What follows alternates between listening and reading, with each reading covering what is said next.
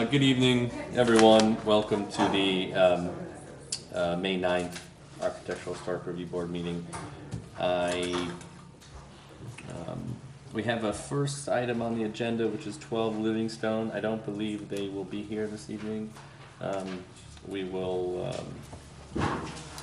any word from them, Ed? Yes, you sent an email saying she's trying to hurry the architect up and to be ready for next meeting. Okay, so we'll give them another date. And then if we don't see them, we can take them off until they're ready to come back. Motion to continue this to the next hearing.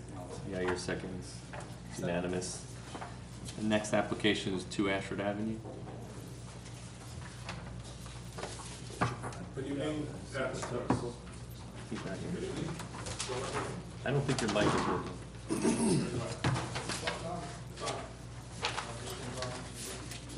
Hello? It wasn't working the other night at the planning session. Now it is working. There you go. Okay, Pat Franklin, about the design and community development. Since the last time, we submitted one sheet of drawings, which took all of the suggestions that have been made, all the requests that have been made, and did the ones that we were able to do. I provided a letter that gave a list, I believe it was 10 items, and we were able to do 9 of them. There are 2 that I'd like to have further conversation about, but I figured we would start with that sheet first.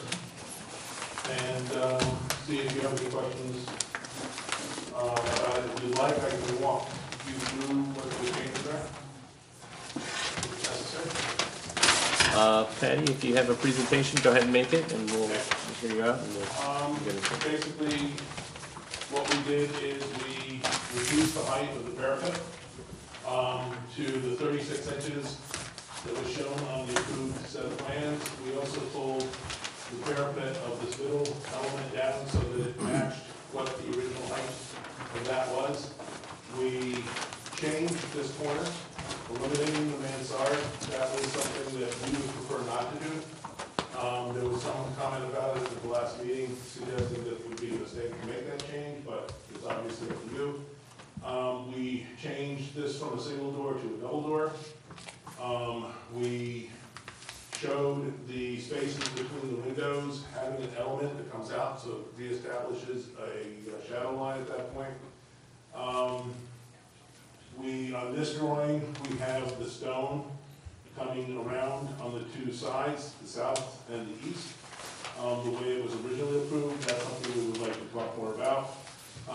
We showed these 2 dormers detailed as a single, so that's one element.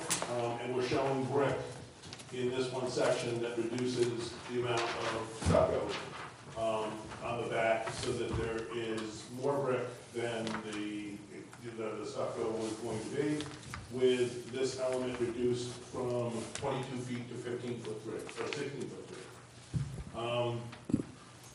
I think that may be everything that we talked about. If there's anything I'm forgetting, please let me know.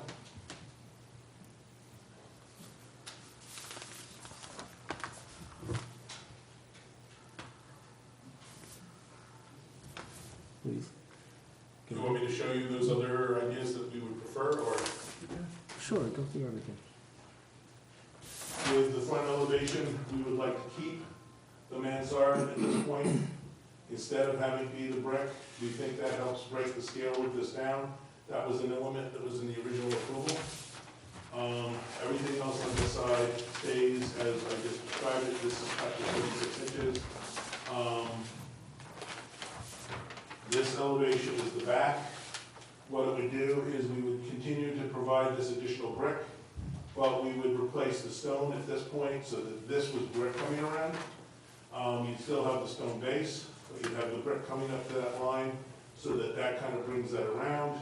And on the side, that would also be the brick instead of the stone. So those are things that we think make the building look better. And it's what our preference would be. Again, this is that mansard, keeping that on the corner. Okay.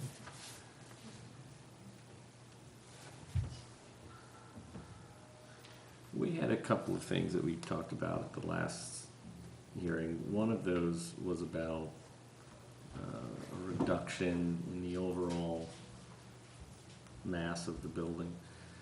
And there were really two essential items that we asked you to do to achieve that. I realized that where you measure the top of the plywood roof is not so far off, currently, it's not so far off from where you measure where you were measuring. But what I was really concerned about was how tall the actual building was, not where we were measuring the roof. And so one of the things we talked about at the last meeting was reducing this, and you have a little detail on the bottom right-hand corner of A310. Right. A little section diagram. And it seems that you've taken 1 foot off. I'm assuming that allows you to not do the railing that we talked about last time? We still have to do a railing. You still have to do the railing sit-in. So why not reduce this further and bring the mansard roof proportion back, relative to the middle section of the building and the base of the building, back into the kind of the intent of the original design. This height matches the original. Which height? The height the from ridge? here to here matches the original plan. With the 3 foot? With the 3 foot is what we had before. And the height difference is not here. The height difference is in here with the thickness between the floors. Mm-hmm. So the 7.5 inches that's been added to the height of the building is this dotted line right behind here that the 36 inches is measured from. So the base measurement of the 36 equals from the deck up is the same, and the 36 is measured from a deck that's 7.5 inches higher than what it was before. So the building is 7.5 inches taller. Not the roof, from street to top of parapet. What is the difference? Should be 7.5 inches. 7.5 inches. I actually measured all the drawings today, Yeah, I measured this. and I found that in the original drawings that were issued, the height of the parapet of the roof was 45 feet Yeah. for the main roof on the north elevation. Yeah, I'm getting 47.6 now when I see it. The height of the new roof, based on the proposed by applicant 5216 drawing, is 47 foot 6 inches. The height of the roof with the proposed railing that we spoke about the last time you were here was 46 foot 4, which was closer to the original intent of the Yeah, building. Yeah, I'm not sure. Gets better, gets you the right. Measuring it from the baseline with a scale, and these are the dimensions. Right, I mean, we know what the heights are from the grade to the deck, and then it's 36 inches higher. We know that the difference is 7.5 inches. That's been measured at the site by the building department. Yeah. I can just look at the facade and see what Yeah. the proportion change is, and these are the differences in dimensions. So it's 2.5 feet bigger than it was Can prior. you check this one?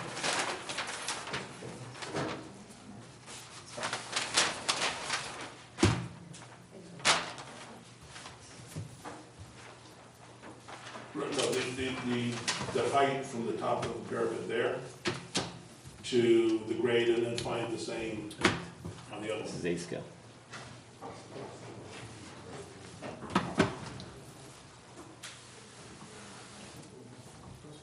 .49 feet. And what do we have on ours?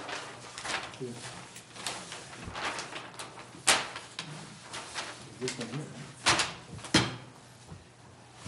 It's the same one. It's 8.3. No, It should be we're 8. measuring the stair tower now. That's the stair tower. Which one you want to measure? We just measured the back. That's the stair tower. That's this piece right here. Don't measure Right, this so piece. don't measure the stair tower, measure to the top of the inside.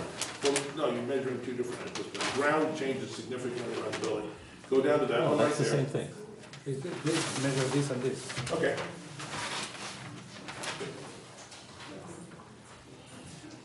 50 feet.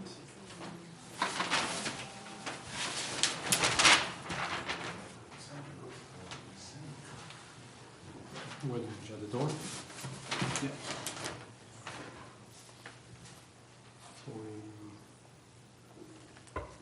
50. Yeah? Less than 50. But we're both scaling something that's 2.5 feet up. And so the drawing, like, you know, when we look at a drawing and we're asked, No, it they clearly looks measured- different. They didn't find 2.5 inches just now. They measured from the approved to the one we proposed. Just to mention on two drawings that are less than 5 feet. At this point, so at this point, this is 40.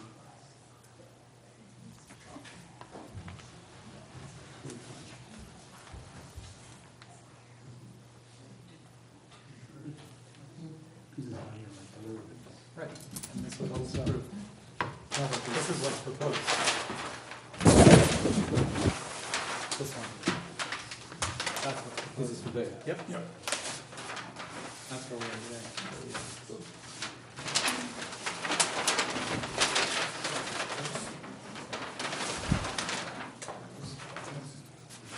So we're talking about 45 here. 47. 47 and a half. 47.6. So it's 2 foot 6. Okay, this sidewalk, you want to make sure it's right, this sidewalk is higher than that sidewalk. That was the change that we made, eliminating the 3 steps and going to 2 steps in the building. What we need to do is not take it at this corner. If you come down to this corner, say, and do it in the center of the door. Is elevation is. Yeah, there are 3 steps here. There's only 2 steps in the current. The sidewalk is lower than what we were starting with. but not by 2.5 feet. It shouldn't be 2.5 feet. 1.4 inches. Can we go back to measuring this one and confirm what that actually is? Because it's 47 here. It's Here. 47 here. Is it 47 here, 50 here?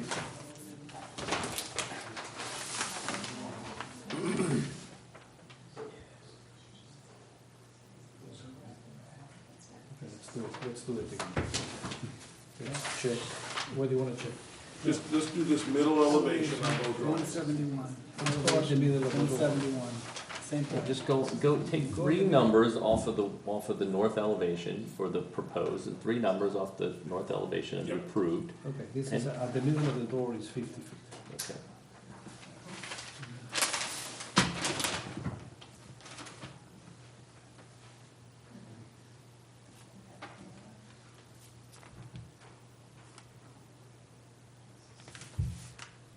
So 49 and change, right? 47. Should be 49 foot, 4.5.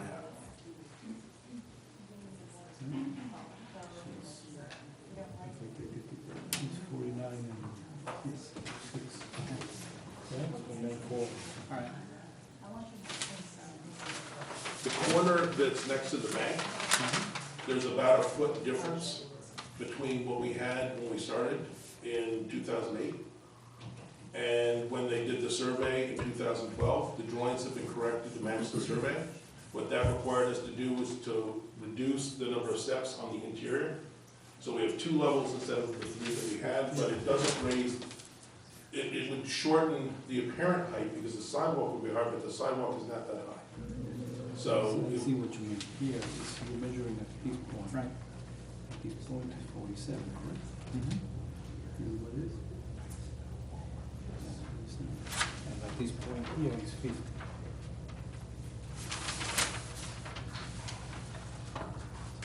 But the trick is because of this. yeah. This is sloping and this is not sloping. It's here is flat and this was the original Right. approach. It was sloping. We've confirmed the elevation height survey-wise. We know that the design was 216, and we know that the build was 216.7. So we know that the parapet was previously 36 inches, and we know that we're cutting the parapet now to 36 inches. So the original application was approved at the corner here at 47 feet, just for whatever reason, and this application, the proposed now is 50. So it's. But the other measurement you just took on the other elevation Right, showed it is exactly right. I think what it is the sidewalk is different, right. and it's not the height But of the still, building. the exposed facade will be. But we're not gonna build this No, angle. no. I see. For example, at this point, at this parapet, at this is 46, correct? I got 46, 46. 46.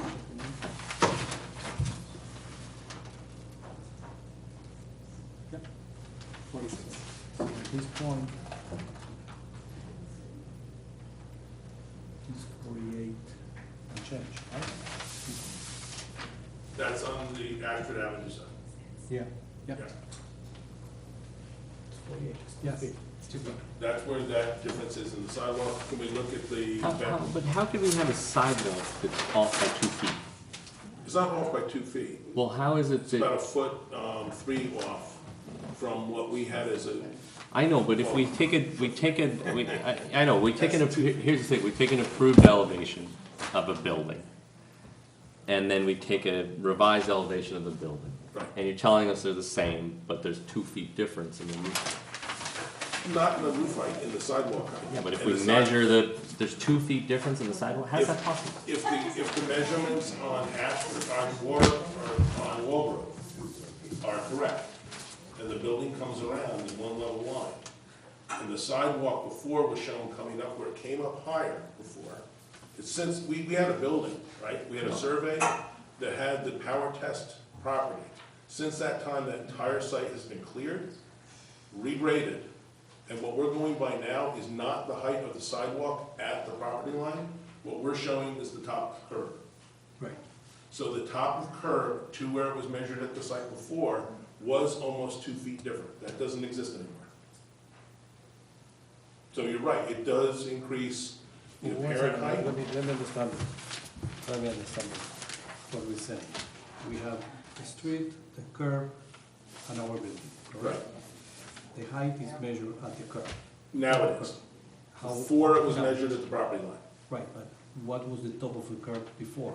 Top, we didn't measure from the top of the curb before, we measured the property line. But the top of the curb never changed. Top of the curb did not change. Property line, elevation of the property line changed. The constant was the curb, so we used the curb and we kept that the same.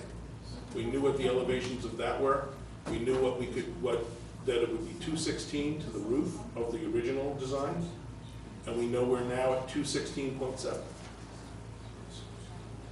That's all been verified, we know that that is the height difference. Ed has been to the site.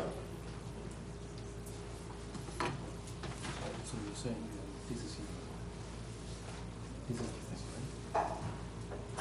Yeah.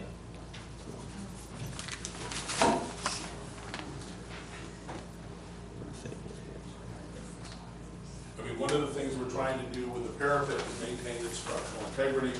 You can see where the diagonal bracket is. We would prefer to have enough meat of the wall above that so it's not difficult to flash. Which drawing are you talking about? That little sketch drawing that you were referring to before.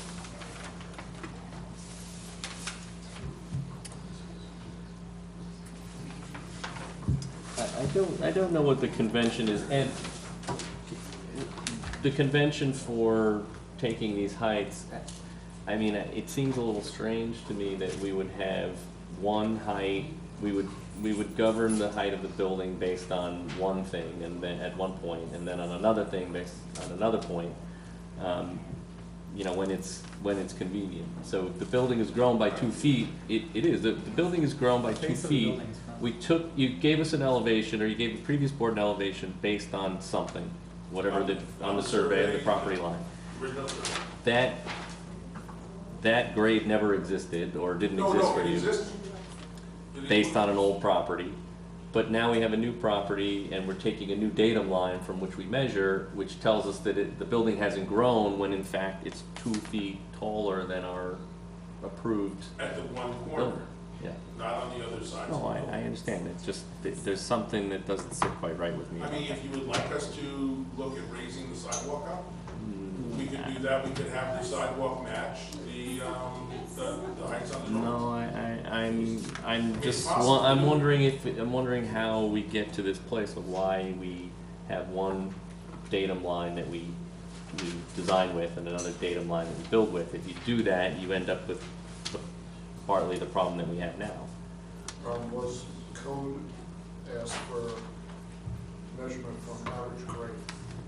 Okay. We have a proposal into the Board of Trustees to measure the downtown districts from the sidewalk, the center of from the facade of the building from the sidewalk. So grades change, that sidewalk will remain the same. But that's coming up. Okay, let's take this. So the one, we have kind of two big mass issues that we talked about last time. The first was this, how to lower this parapet height and setback of railing to reduce the appearance of overall bulk. Right. And One issue. at this point, what we're doing is taking the railing kind of off the table on that. We'll do whatever railing we're required to do by code, and what we suggest that as long as it's not visible from the sidewalk, it shouldn't be an issue. Okay, that was issue number one. Although I still think if you're going to put the railing in, you would benefit everyone by reducing the height of the roof. This Well, section here further. well, the goal would really be to not see the railing. The goal would be to lower the mass of the roof. Yeah, to that's make our the building seem less hierarchically, oppressive. and I think that if, some of the strategies we talked about last time, which was setting it back a significant amount so that perhaps it was visible, it would be Right, visible yeah. from way up Right, Ashford yeah. Avenue, and you're so far away that you're looking at mechanical equipment anyway, which is already the more unsightly of the two, Right. two And the more I cut two pieces of wood. the parapet, the more that becomes visible.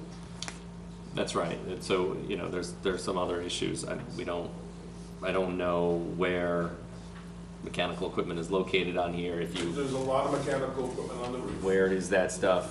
It's in How various big is it? locations. That would Yeah. all that stuff has to get looked at. But that was one issue. The other issue was the roof massing, which we talked about last time. You were gonna look into this. In part, what happened with your modular system at the rear of the building for your, whatever your module is, 16'9" or something like that. 16.3. 16'3". It gave you a certain rhythm to play with. That rhythm is what has created a smaller bump out at the back in Correct. width. What has also come along with that is an enlarged fourth story by 5 or so feet, because the difference between the 22 and the 16 is the 5'9". So you lost a little volume on this proud portion of the building, but you have added volume up on the top where Yep. where it's most visible. So that issue, along with the issue on Walgrove, where you did something similar, where you increased the roof mass By a much smaller. by about a foot or two, Yeah. a foot and a half. So that issue is also not addressed in the current elevation sheet. Right. And that's outside my pay grade, so I think at the last meeting, the request is that we would bring some people to the meeting. So the engineer is here, and I would rather have him address the reasons that can or cannot be done. Sure, great.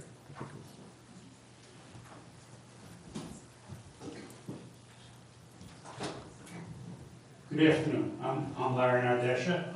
I'm a licensed professional engineer in the state of New York, and I've been working on this project since 2004, well before anybody else got on. Two problems occur if we change the size, bulk, mass, or weight of the building in any respects.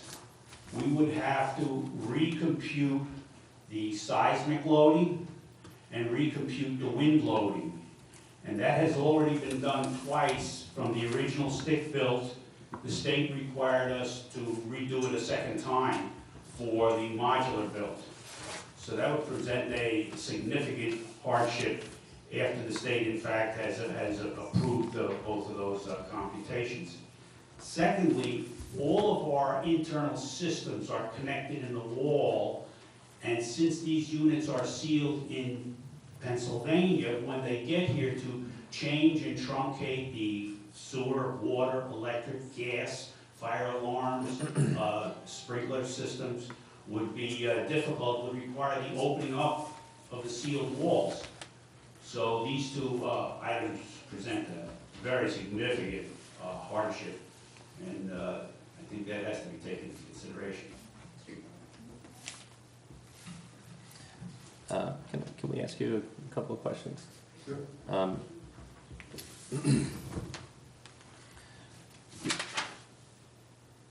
Given it's a fairly simple reduction in volume that we're talking about. I generally leave lateral load concerns to a structural engineer, but the three of us here are architects, so we deal with this regularly. I've never had an issue with reducing the volume on a rooftop in terms of it having some detrimental impact on lateral load forces. So generally, you reduce some mass on a building that's size and shape like this, and you don't have a big impact on either seismic or wind load calculations. I realize you would have, the applicant would have to pay you again to do The it. significant area of change is how many stories high you are. That's right. And once you go to the state of New York, they become very critical of that now. These seismic loadings were not done by me. They were done by a special engineer, Mr. Pilla, had to do them. And then when they redid the modules, they had to be done in the state of Pennsylvania and then sent to the state of New York, where I had to co-endorse the actual numbers and submit them to the village, and then they would only take the recomputations from the village, then it could go to the state. So it was a very detailed problem. I used to be building inspector in Dobbs Ferry many years ago, and we never ran. Seismic loading is just new also, and seismic loading covers the internal structure and resistance to seismic disruptions. So when you change the shape, or the load, they want to recalculate it. I can tell you the truth, I can't tell you how much difference it'll make, but we could figure out and give you the exact number of how much it'll cost, because they'll still have to run the thing from new. We've run it twice already, once with the stick building and once with the module. You guys have any questions? Thank you.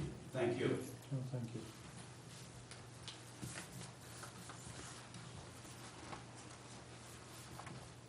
More questions? You guys have any? I mean, regarding your concern or your comment, the 5'9" here, if you took it back to here, would be a larger change than we've been. The other thing of it is, this is not, in my opinion, only in my opinion perhaps, I don't believe this is adding to the mass of the concern.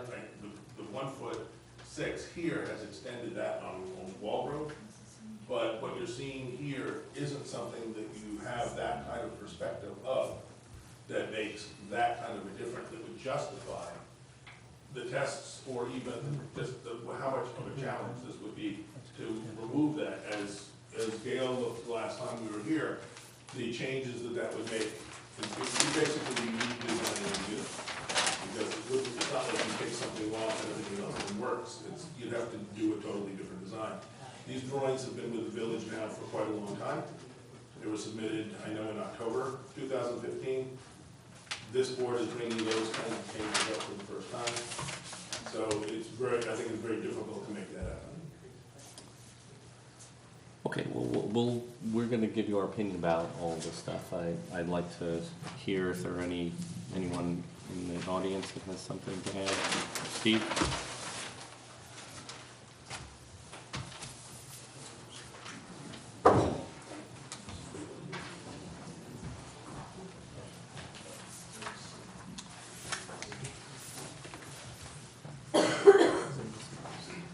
Steve Sudak, formerly of the AHRB. Well, while these are still up here, I just wanted to point something out bugging me. So this is what's on the table now as of this iteration. But it's interesting that the last slide says, well, this is what we'd like to do. Whoops, going the wrong way. All right. The very last one. We just, right? It's at the beginning. There's only 4 drawings. Well, this one, the one. Yeah. And this one. So I want you to just notice right off the bat that, remember when this all started 3 months ago, this was going to be replaced with stucco. The stone was going to be reduced. At 3 meetings now, we've talked about raising the stone back up again. And now, all of a sudden, in the last thing, this is what we'd like to do. This is back down again. The stone has been reduced, this time replaced by brick. That I just wanted to get off my chest.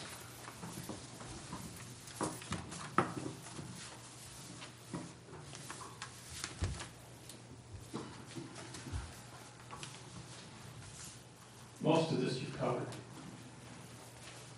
Oh, the other thing that might as well it's fresh in my mind, what the engineer did not say was that it's impossible to do. This is not feasible, or maybe, or it would be costly, it would be a burden to do it. But that's what happens when you vary what you built from what you approved. So there, as you pointed out, there appears to be no reduction in the height of the mansard roofs coupled with a railing system, as I believe you requested. Dimensions have finally been added. Remarkably, with regard to the height of the corner element, this iteration looks nothing like the approved elevations. It's still higher than what was approved, nor like what was drawn in the last iteration, which was over 2.5 feet higher than what was approved, nor like what has been constructed and continues to be constructed with regards to the height of the corner element and adjacent mansards, as we'll see in a moment. Since we now have printed dimensions, we find by calculation that the overall height of the corner element is 50.2 feet, 50 feet 2 3/8 inches. On the same drawing, there is an epic set of notes explaining how the building at 45.99 feet in height is under the 50-foot maximum height allowed by the zoning ordinance. The note still occurs on this drawing, but the math proves the overall building height of the corner to be over 50 feet high. The fact that the latest May 9th, 2016 height of the building is now only, in quotes, 0.2 feet higher than what the ordinance allows is irrelevant. The latest proposed height exceeds the ordinance. And the proposed building is still taller than what was approved by the various village boards, including a trustee's resolution. The note in the drawings state that the building is 45.99 feet high, but the dimensions given on the same drawing show the building to be 50.2 feet tall. The ARB cannot, simply cannot, approve a plan that does not conform to the ordinance. As approved, the top of the corner element was supposed to be at elevation 220.5 feet. Doing the math, the approved overall height of the corner element should have been 49.5 feet. This is 1.5 feet below the 50-foot maximum allowed by the ordinance. Had this simply been constructed, we would not be here for 4 meetings in 2016. Last time, the proposed height of the corner element was at an elevation 223.03 feet. If you do the math again, the overall height of the corner element shown was 52.03 feet. That was 2.03 feet higher than what was approved by the ARB and the village board. 2.03 feet higher than the 50-foot maximum that the village adopts for a zoning ordinance allowed. This was not 7 inches taller, as was reported to the mayor, which the mayor then reported to the public at the last board meeting. Nothing has been done to address the decreased roof terrace area at the increased and the increase of habitable rentable square footage at the fourth floor. The roofs need to be cut back at the terraces. As an unlicensed professional, Gotham is not qualified in any capacity to opine on the structural implications of cutting the walls back. Now, I have one here, perhaps the AHRB can ask Con to comment on her opinion, or we get a third-party engineer. Well, we have the engineer. Unfortunately, what he just told us is not that it's impossible. It's going to be maybe costly, but it's not outside the realm of possibility. And I can't believe that taking mass off the top of the building would not do anything but help any seismic issue.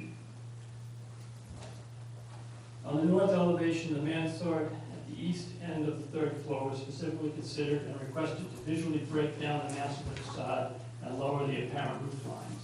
Taking this mansard out is a very, very bad idea architecturally. In this May 9th iteration, at the south facade, brick is being proposed to be carried over several feet to replace the stucco. That's this area right here. However, the roof has not been cut back in line with the break in the line between the brick and the stucco as was requested. I also had suggested the last time that the right way to do this is the way the front was done, the way the big corner element was done, would be to fur this out so that it's coplanar across, so you don't have a break and a break. And that would make it, it's exactly how it can be done, it's exactly how it was done on the front of the building. Also, whereas the approved plans always show the stone at the first floor to be slightly lower than elsewhere, and now you see on this latest one, it's back again being eliminated. It's absolutely odd to have the stone lower only at this facade. So just point out.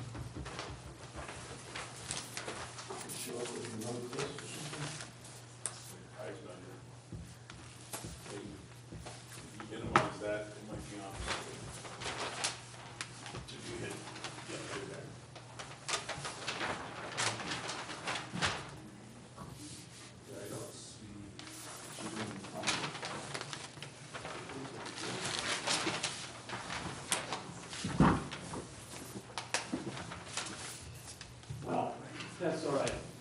Really what it was, the same photos we've seen last time, where if you look at the building as constructed, you notice that there is no difference between the top of the parapet on the corner and the top of the mansards. And in every iteration that we've seen before and since and now, there is a difference. It's not-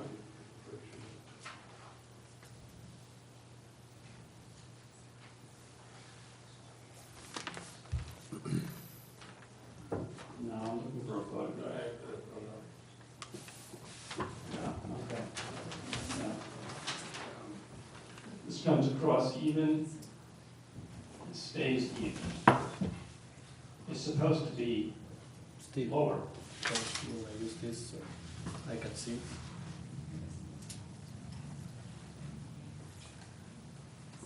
This line of the mansard comes across straight, and it continues straight across the top of this corner element. And in every iteration we've seen, it doesn't, including the latest iteration.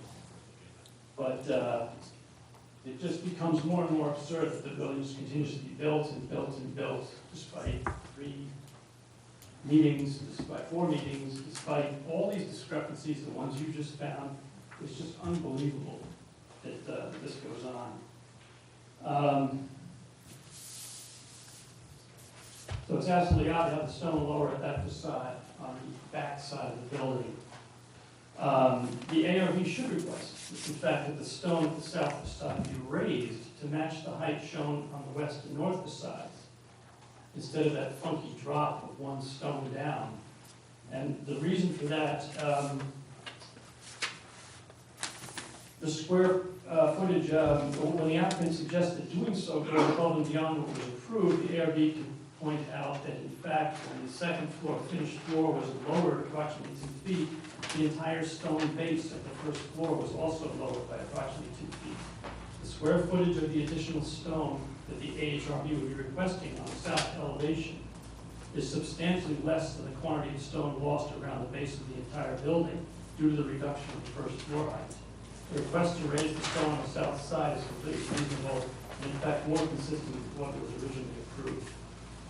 A quick minor issue, when the state, quote, disallowed brick on the southwest and north facades of the stair tower, why was metal siding considered also without AHRB input approval? Why not start with a match the east side of the stair tower? It's just all these things that just keep happening, that just get decided without any kind of approval. Finally, the larger stone sizes should be brought back to the original approved larger stone sizes. The stone sizes should be brought back to the original approved larger stone sizes. In addition, clearly there was no design involved in terms of the jointing of the stone. The jointing and pilasters between the storefronts shows no local symmetry or other design effort. The lights are centered between the storefronts, but the stones and joints are totally random. This will be difficult but not impossible to solve, given that the storefronts have all changed in width and probably were not sized in accordance with any standard masonry module.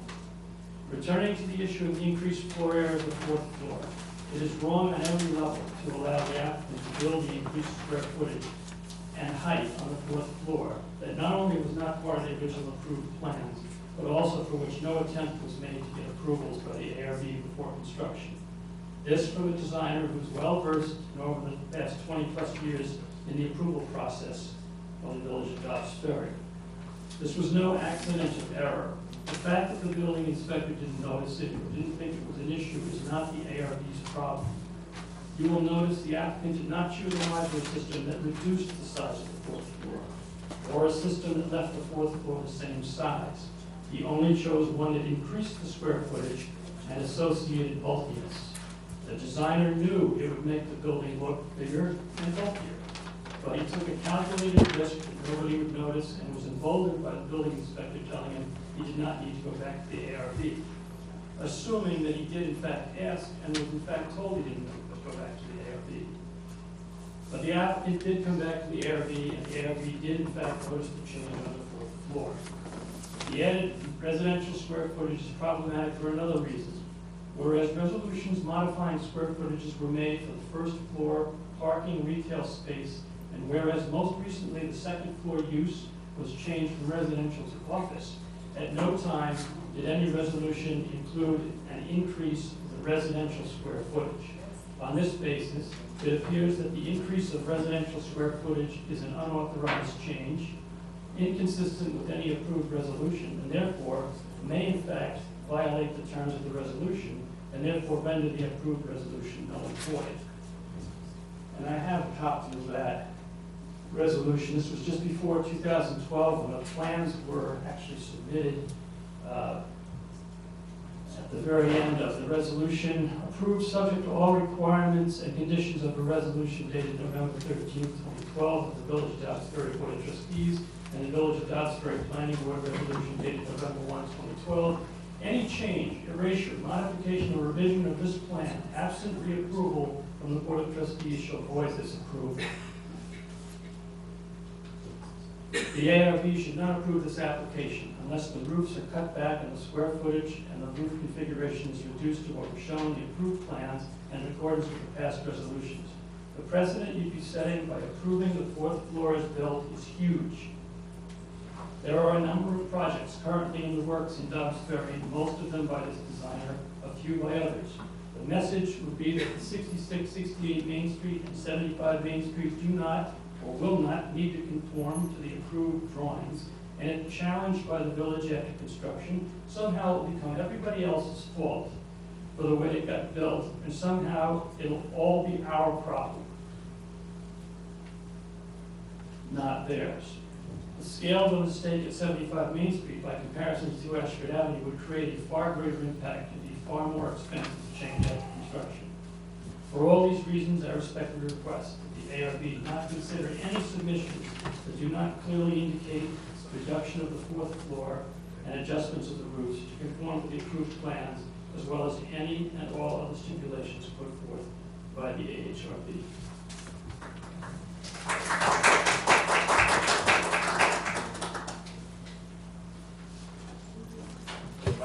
Okay, thank you, Steve. Yes, please, if you have some comments on some of A those. couple of things. Dobbs Ferry does not measure height parapets. Parapets are specifically excluded from the height of the building. The measurement is to the flat roof. There was a reference to office space. We did not proceed with that. At this point, we have 6 apartments, which was the original approval. And the parking is relative to the number of units, not to the square footage. So, and this has been reviewed by the village attorney. The question we did ask was, do we need to get a revision in the site plan that we were told on? So we can only ask the question and act on the response we got. I asked the same question, and I got the same response, so. Do you guys have some comments? Is there anyone else from the, yes, please. We do have a full agenda, and we've been an hour on this application. If we could, Mike move it Merrill, along. 32 Walnut Street. First of all, I would just say stylistically, I agree with 50. It's impossible to get what was originally approved out of this because of what was done. So essentially, we're stuck with the best that you can do with this, and that may actually cost some money. But I did have some questions, not too different from what Steve brought up, but I'm assuming that there wasn't any engineering problem that would have precluded the original building plan to be built the way that it was approved, and that there wasn't any problem in the changes that wouldn't have been foreseeable by somebody who was submitting those plans and should have submitted them for approval.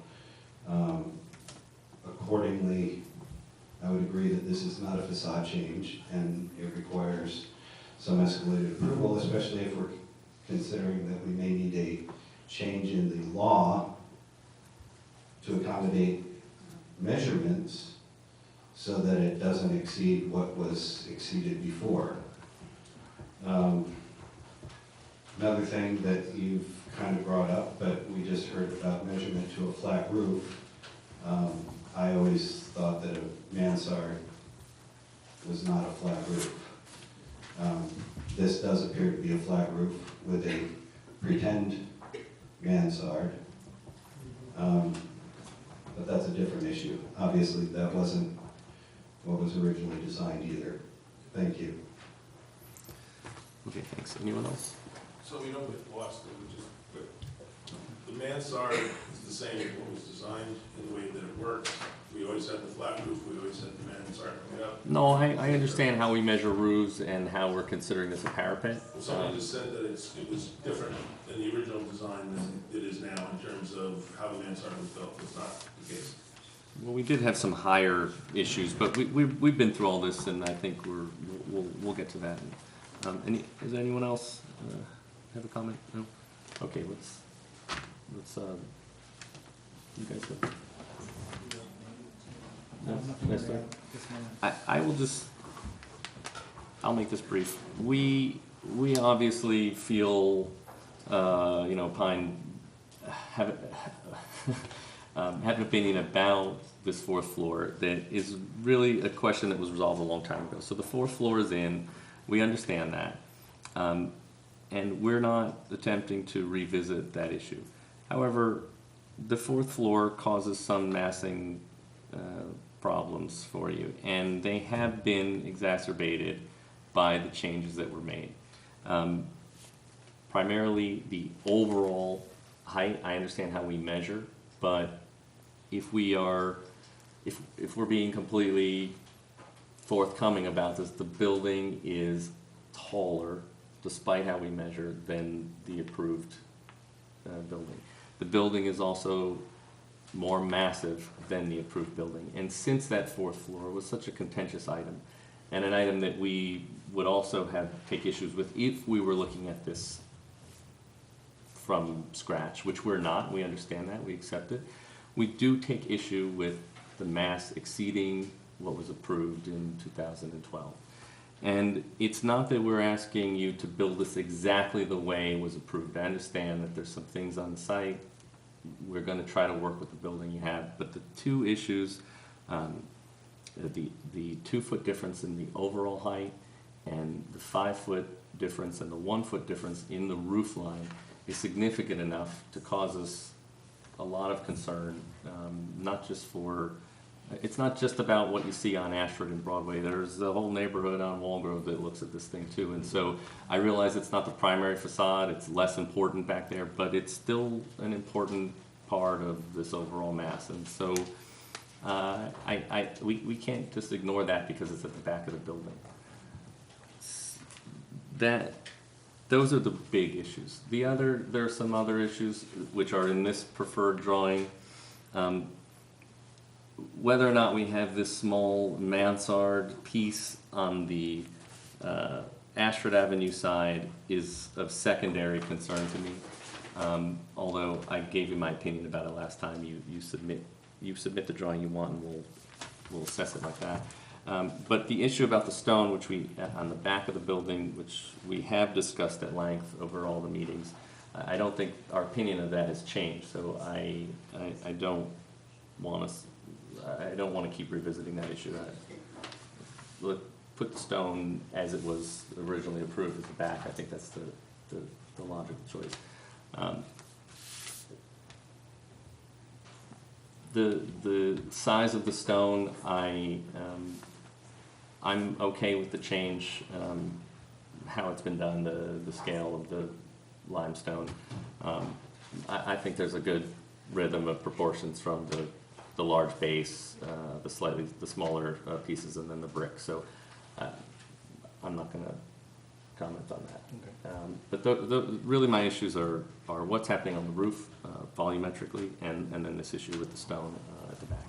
Yeah. Obviously, the stone in the back.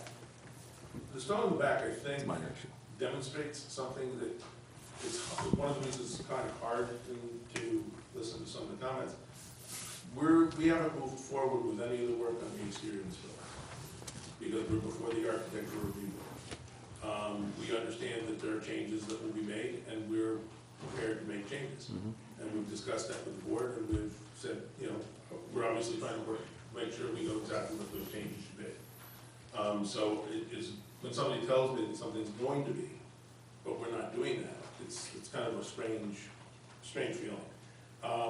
The modular, Steve's totally right, the modular company did not build what we designed on the parapet. They made it 48 inches high all the way around. We're proposing cutting it to the original 36. We're proposing that the middle section be the original 4'6". So it has the 1'6" change of dimension that the original had. Now, we understand that there is this height difference, but the height difference, if we match the 36 to the 4'6" from the top of the roof, if the top of the roof is 7.5 inches taller than what it was supposed to be, the height of the top of that parapet is 7.5 inches higher than what it was supposed to be. It can't be 2 feet. The grade, if you go back and look at it, I can bring these in at some point. The power test site had curb cuts, had landscaped areas along the fence, and the survey that we worked with back in that stage was that original survey. When we cleared the site, We then realized that the amount of dirt that we were relating to is no longer there. So we had the site resurveyed, and we worked with the new survey numbers to avoid confusion where exactly this kind of thing. What we thought the fair thing to do is to go to the elevations at the top of curve, because those we knew.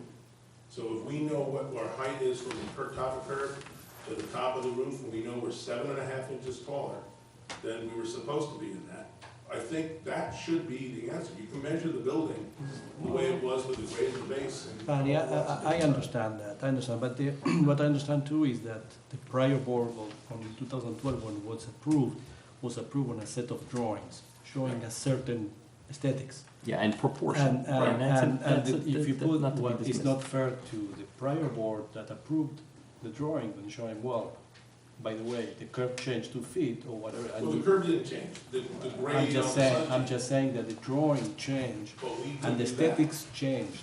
And so I agree with Michael's statements.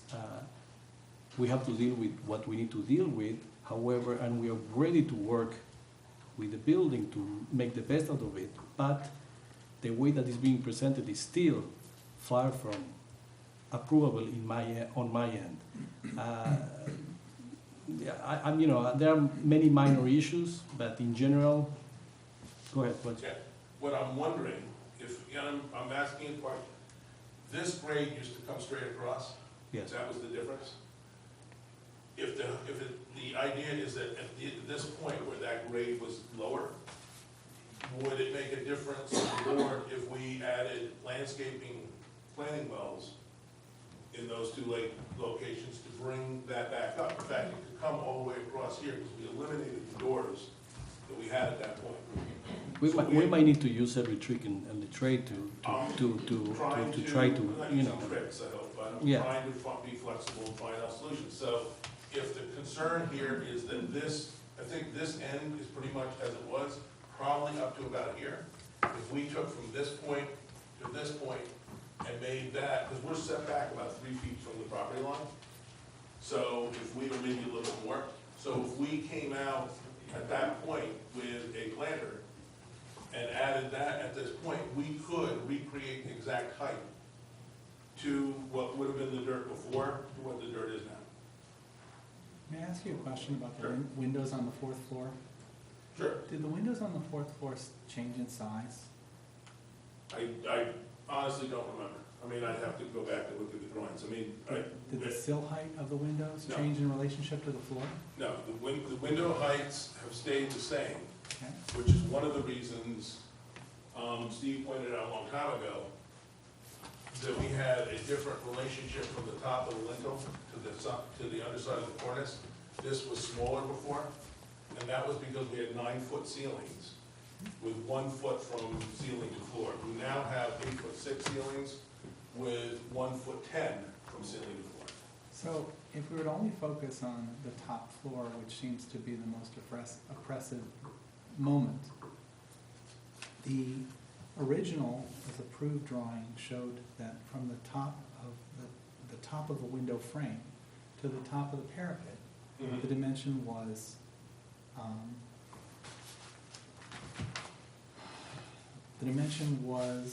originally 4'0"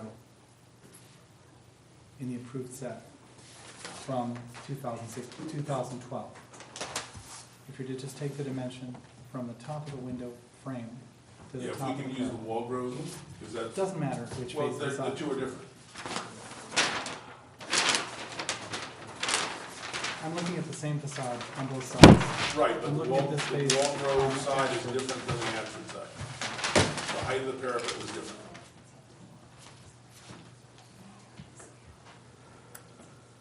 So it was 5'6" Yeah. originally? Yeah.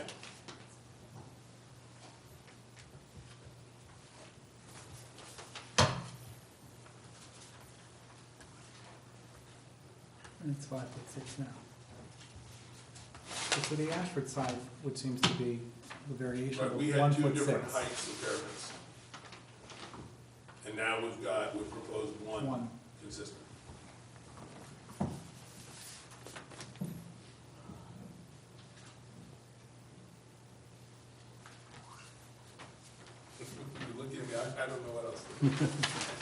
Well, we don't need to drag this on any longer. I think that I've been pretty clear about what I think about this really significant problem of the roof being built, not to some discrepancy of tolerance, but to several feet of difference between what was approved and what was built.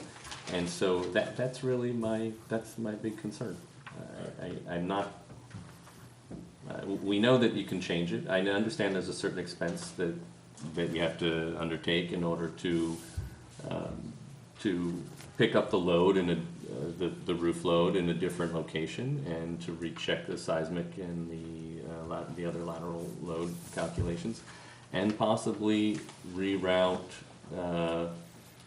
something in one of those walls. There could be a storm drain, or I don't know. But to be honest, those are minor issues in the general scheme of putting a whole building together. And you're talking about cutting it I'm back? talking about the 5 feet reduction in the roof size on the rear facade, and the foot and change reduction on the wall But roof. we must be talking more than that, because if we just pull this back to here, I don't think that would be what you want. No, that you have to do something that's sensible with the composition of that rear elevation. What I'm saying is that increasing a roof by that amount is not an amount that we can approve here. So why don't So- you make a decision of what you'd like it to be, and have that be your decision? We can do that. You want us to show you a sensible I don't look? think you need to, you can just say it and make it in your motion, that I'm not, for all I know, you're denying it, but it's say if you were going to approve it, you'd say we approve it on the following basis. And you'd outline exactly what those conditions are. Sure, we looked at that at the last meeting, and I sketched it Yeah, this briefly will- here, although I think it requires a degree of precision It would be- that's would outside of this necessitate- meeting. Yeah, we would have to come back and show you how that worked out, and we'd have to see it. This, just for the record, we're still showing the stone here, we're That's what I showing- see in the drawing I got, so Right, our preference would be that it's brick, because I think that makes a better looking building. But that's something that's, the drawing that was submitted. Well, you are, Patty, except the thing that we discussed last time, and which I sketched on here, was the continuation of the stone across, I'm just gonna hold this up. I made two notes, or a few notes on this. This is from the last meeting, the Right. 25th meeting. One was showing a reduction Right. on this west elevation, another was showing a reduction on the south elevation, and I had pulled this back, probably, it could be further than 5 feet to match About 12. this. Yeah. I had also, drawn in an area of stone so that we had some continuous, Which was because my understanding of it was that the red was what you were saying should be the stone. That's why you showed the red on top of it. And that's what we did. We carried the red, we you carried guys the have stone. you guys have an opinion about that? Look at my big concern, this is a thing we can work out in any time in a heartbeat. Right, except we do want to move ahead. I understand, except we're burdened with a much more significant problem in moving ahead. And that is to reduce the size of the roof to something that is closer in line to the approved drawing. And I understand that presents some Well, difficulty. there are other people here tonight with the applicant, so obviously they're going to factor into how they proceed. This board making a decision makes a clarity of what it says it should be, and then the applicant can consider what makes the most sense. If the applicant wants to entertain the idea of cutting these things back, and figure a way to do that, they can do that. If they want to take a different action, they can do that. It's a fair thing because it moves things on. Sure, and which we you want to do. I know.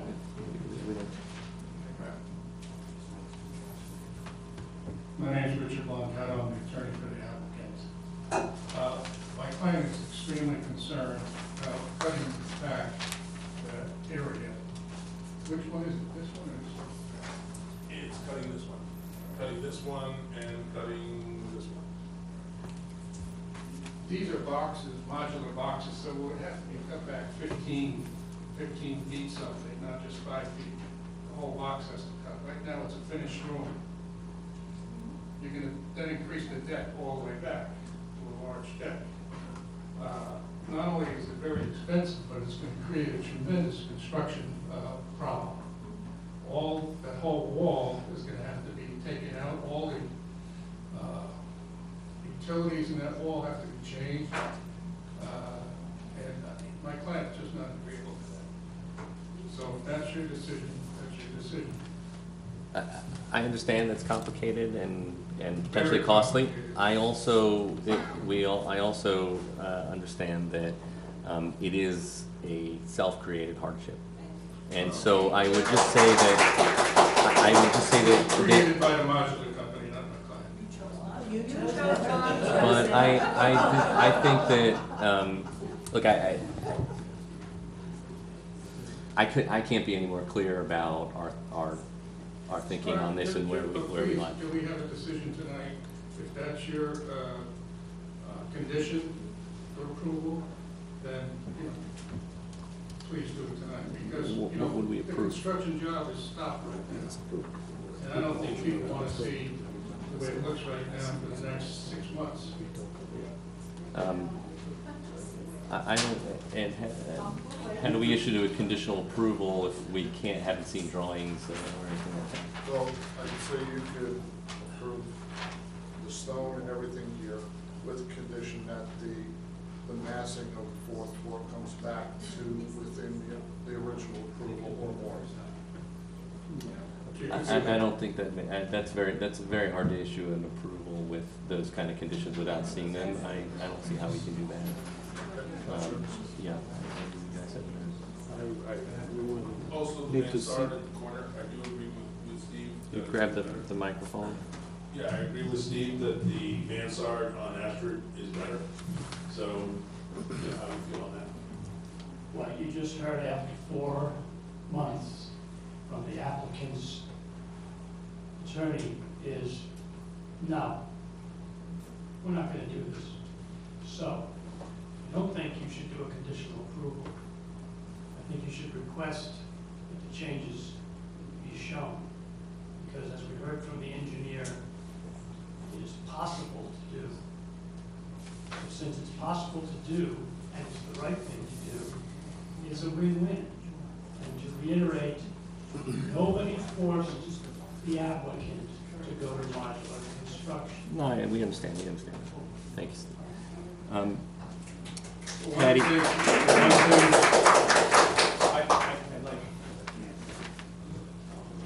It has been characterized that I said it was possible. Actually, I didn't say it was possible. What he was correct was that I didn't say it was impossible. But removing, so let's just get what I said. It is possible, but you can't remove a portion of the module width. Because structurally down the building, those modules are lined up, the walls are lined up. So if you take a wall and you're putting it in the middle, you're now putting it on top of the middle of the module below. So you're talking about taking the floor, the wall, the roof, and everything off. I understand. I know. Yes, I'll grant it is possible, but before anybody undertakes doing the possible, there are other options that we would certainly take before having that imposed upon us. and I just want to add that if you don't want to do a conditional approval, just do a denial of the plans that we've submitted, that's all. I think that's the only thing we can do at this point. I don't see how we can issue an approval that has so many conditions. It's just, sometimes we do a conditional approval with a minor change, and we can mark it up in the drawing, and they can resubmit to the building department. In this case, there are significant issues. Actually, you had 10, and 9 of them are included in the drawings that you got as you requested. The only one that we're talking about right now, not being able to do, is reduce the size of the roof in that one apartment. All the other changes that were in that list have been made. I know, but I don't know where you're gonna reduce it to. No, I understand that you can't You know, do what are we that looking piece at? of it, but the 8 or the 9 out of the 10 are shown on the drawing, complete as you've got. Well, what happens, Patty, to this overall roof line that we had talked about, reducing to some dimension like this with, The overall roof line is only 6 inches lower than the last time you submitted. No, Yeah, it's- we were it's a talking- foot lower. it's 1 foot lower, the Right. 1 foot has come out. See, And there's we're a now detailed consistent section with diagram.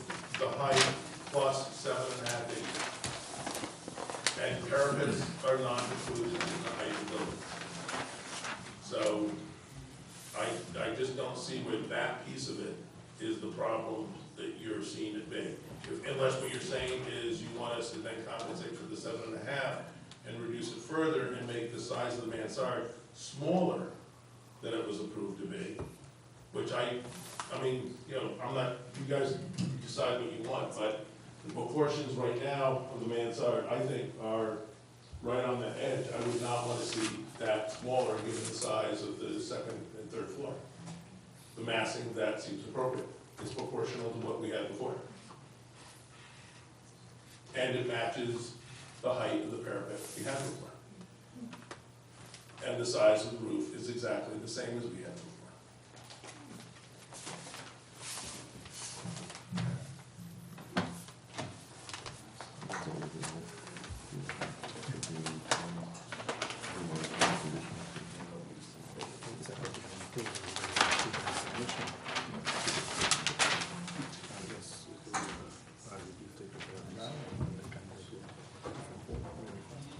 Yeah, I mean, maybe that's the simplest thing, so that if they're not willing to do this. This way. Well, Patty, we're having a hard time with, finding a conditional approval that we can feel comfortable doing here. Do you prefer to have a decision tonight so that you can move on? Or do you prefer to work I think we need a through? decision because we've got an unprotected building and we've got to be able to, move forward with it, which I think we can do if you've denied it, we can do that. Okay, let's move forward in that way. Can we make this brief? Yeah. Just to consider if you're going to deny it, it would be appealed. When I go to the appeal, this document will come out again, which was the subject to the resolutions that were passed. And it again approves, subject to all requirements and conditions of the resolution dated November 13th, 2012, of the Village of Asbury Board of Trustees and the Village of Asbury Planning Board resolution dated November 1, 2012. Any change, ratio, modification, or revision of this plan absent the approval of the Board of Trustees shall void this approval. It's changed, so this is null and void. You need, before you take action, I think this needs to actually go back and get, in a sense, reapproved. Before you can even take, see, if you approve or deny this, you're approving something or denying something that doesn't meet the zoning. It doesn't meet the 50-foot. I understand that. However, I have posed this question and through the village attorney and the building department believe that this is a decision for the AHRB.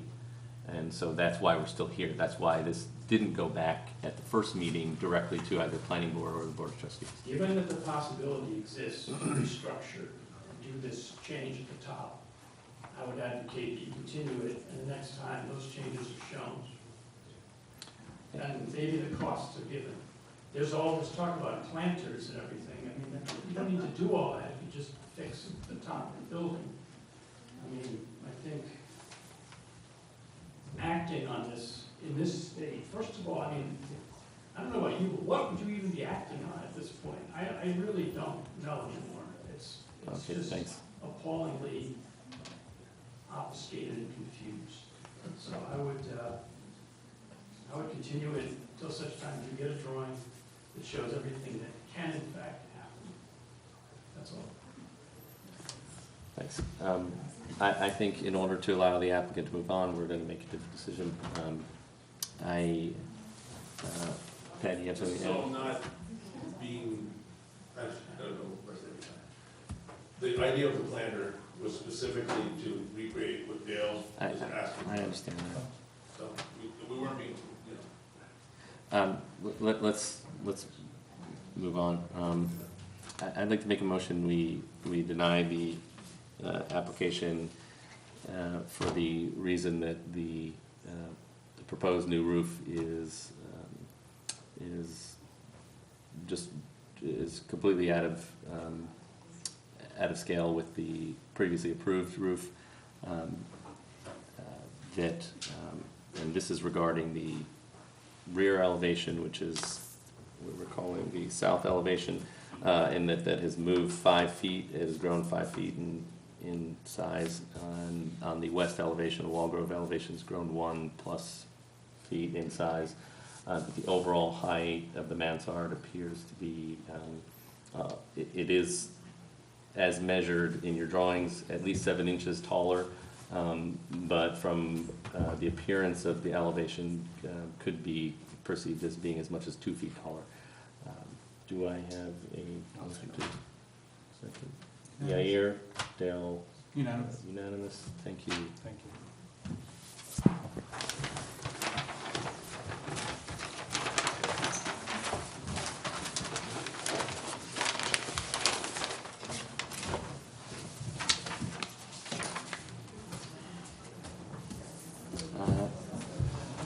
I have a request from an applicant who is leaving town, and I'm agreed to move them up the list. So let's go to 548 Broadway, which is number 12 on the agenda.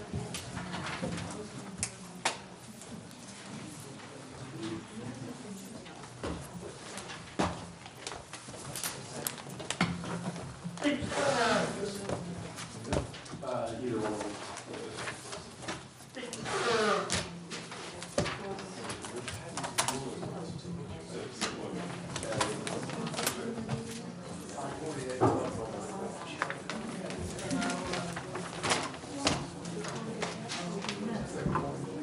Yeah, whatever.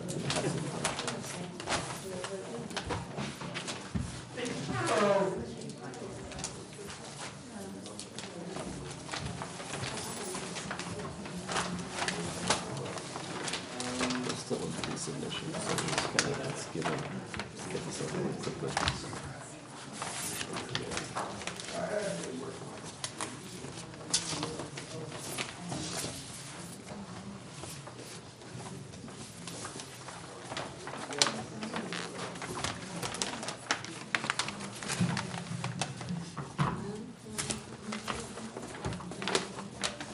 Aye. Good evening. I'll try to keep this brief because I know we have a long agenda tonight. Thank you. So, Randy Zappi, Zappi for Construction. I'm here with my brother Brian Zappi, Jim Zappi, and Scott Brockowitz, who flew out here from San Francisco to watch me give this presentation. So, since our last meeting, we've made our recommended changes that the board has suggested, as well as we've gone to the planning board. We've had our first public hearing, and we'll to get approval after the next public hearing next month. Subdivision issue that was brought up is no longer an issue. It's been decided that there's 3 separate lots here. So here we are, ready to proceed. As a recap, since the last meeting, what we've done was we've added some, we've kind of dressed up the front entrance to this. We put on an upgraded door. We've done some panel molding here and here, as well as some shaped siding.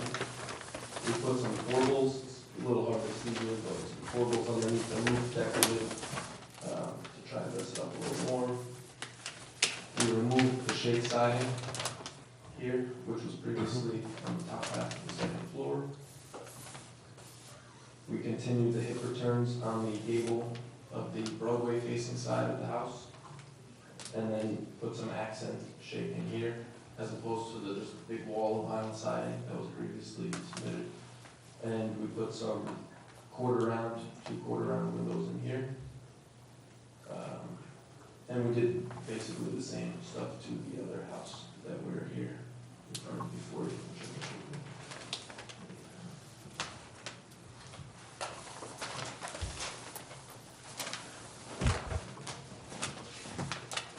We tried to not make them as cookie cutter, as feasibly as possible.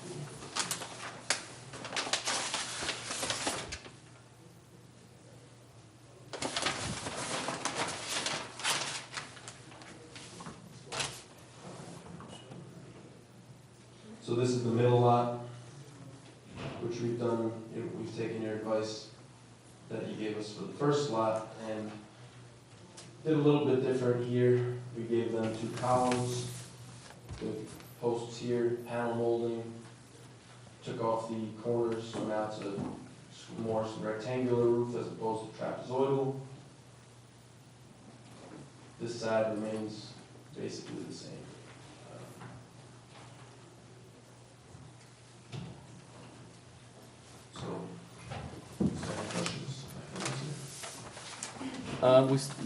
We're still in pre-submission. Otherwise, we would look at these individually, but I think we'll just give you a couple comments on things overall. I believe the house looks better. This is the north lot, lot 1, I guess? Lot 3, with the reduction of materials and the change to the Broadway facade.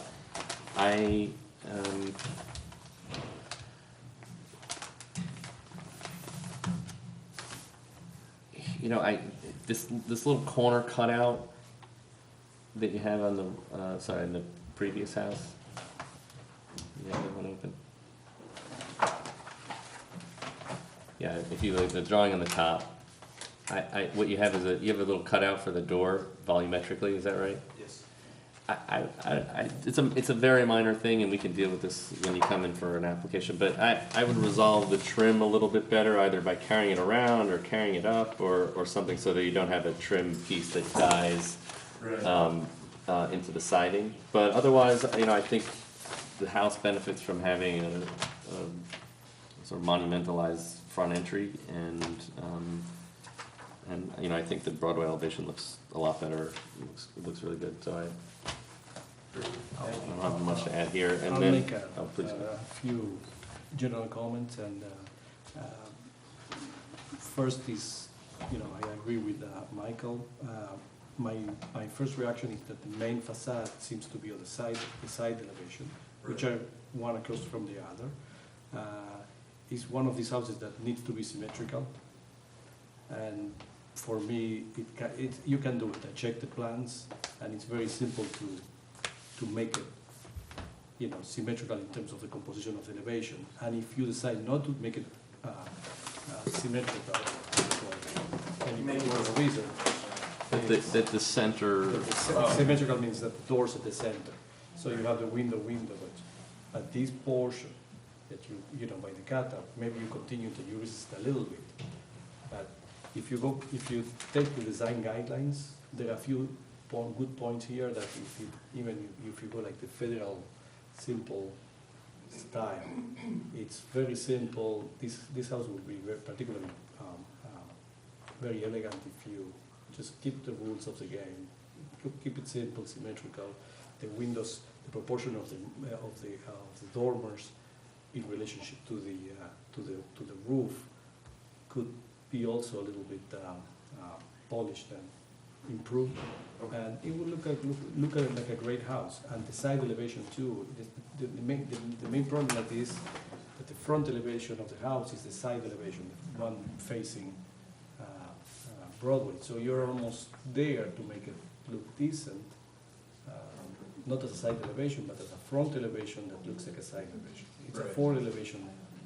Now, I'm not sure if we presented this at the last meeting, but we did a rendering of what it looks like from Broadway. I forgot your name. I know that Brandon. Brandon Zapp. Can I show you something? Yes. If you go to this, this is on the website. Just all I'm saying is, you see how the roof lines, or even even these kind of compositions that are very simple compositions and you can. Well, the dormers, we didn't want to make wider. I believe it's 7 feet maximum. The width? Yes. No, it's not an issue of the width, it's the location with the roof. Yeah, it just comes, just you get a little shingle below. Yeah, you can talk to your, whoever is designing this and try to. All right. So He wants the maybe- dormer slopes as under the roof. So I'm saying that consider, the issue of maintaining the rules of the game of symmetrical, and you will benefit. The other thing is, you can relax a little bit on you don't need what's called the wainscoting on the elevation outside. And even if you keep the same materials of the front, toning down the efforts on detailing will be beneficial for the house. Sorry, and especially with these columns. This is totally overwhelming columns for this small load that it carries. This is the columns. Well, it's for appearance more than. Right, but appearance has a reason too. I don't know. I'll pass them to you.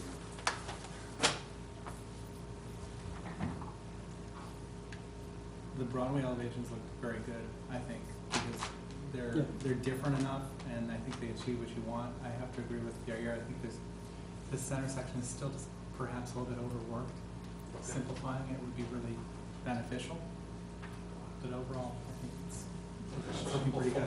Look at the small columns. I would definitely reduce the column a little bit. It's almost as big as the door, so I would just bring them down a little bit. And I this is partly a question for the owner. Did they want something a little more decorative, or do you want something a little more pronounced? Since this is on the side, it's less of an issue. I think you would benefit from having a slightly simpler, maybe by eliminating these panel, the raised panel detail or something like that, and just carrying this material down. And then, if you were to carry up a piece of trim or something here, you could, you get this impression of symmetry without having to necessarily relocate the entry unless, I'm guessing you don't want to do that. So, there's a way to achieve the appearance of it without. So is there any way we can This is a pre-submission. We can't actually It's a issue, pre-submission. we can't actually issue you an approval until the planning board, Oh, I see, okay, gotcha. until you have a planning board, it's a procedural issue. But we're pretty confident that when you come back here with planning board approval, and these are full applications, that we won't have to meet again. Okay. Beautiful, thank you. So there's So no it's a action to be mulch out? taking, both are the same. And if there's a tiny issue and we want to draw it on the sheet and make it a conditional approval, which we can do if it's a very small thing, like take out the bracket, we can do that in the hearing. Beautiful, thank you. Thank you, no action taken. 3 Cedar Street.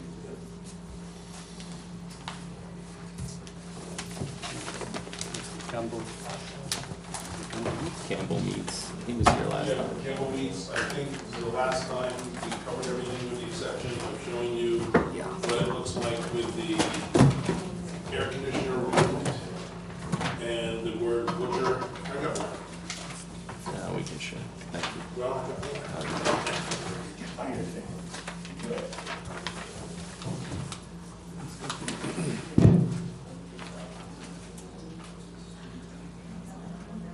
Okay, so you removed, there was an air conditioning Right. unit in here. Yeah. It's good. You look great.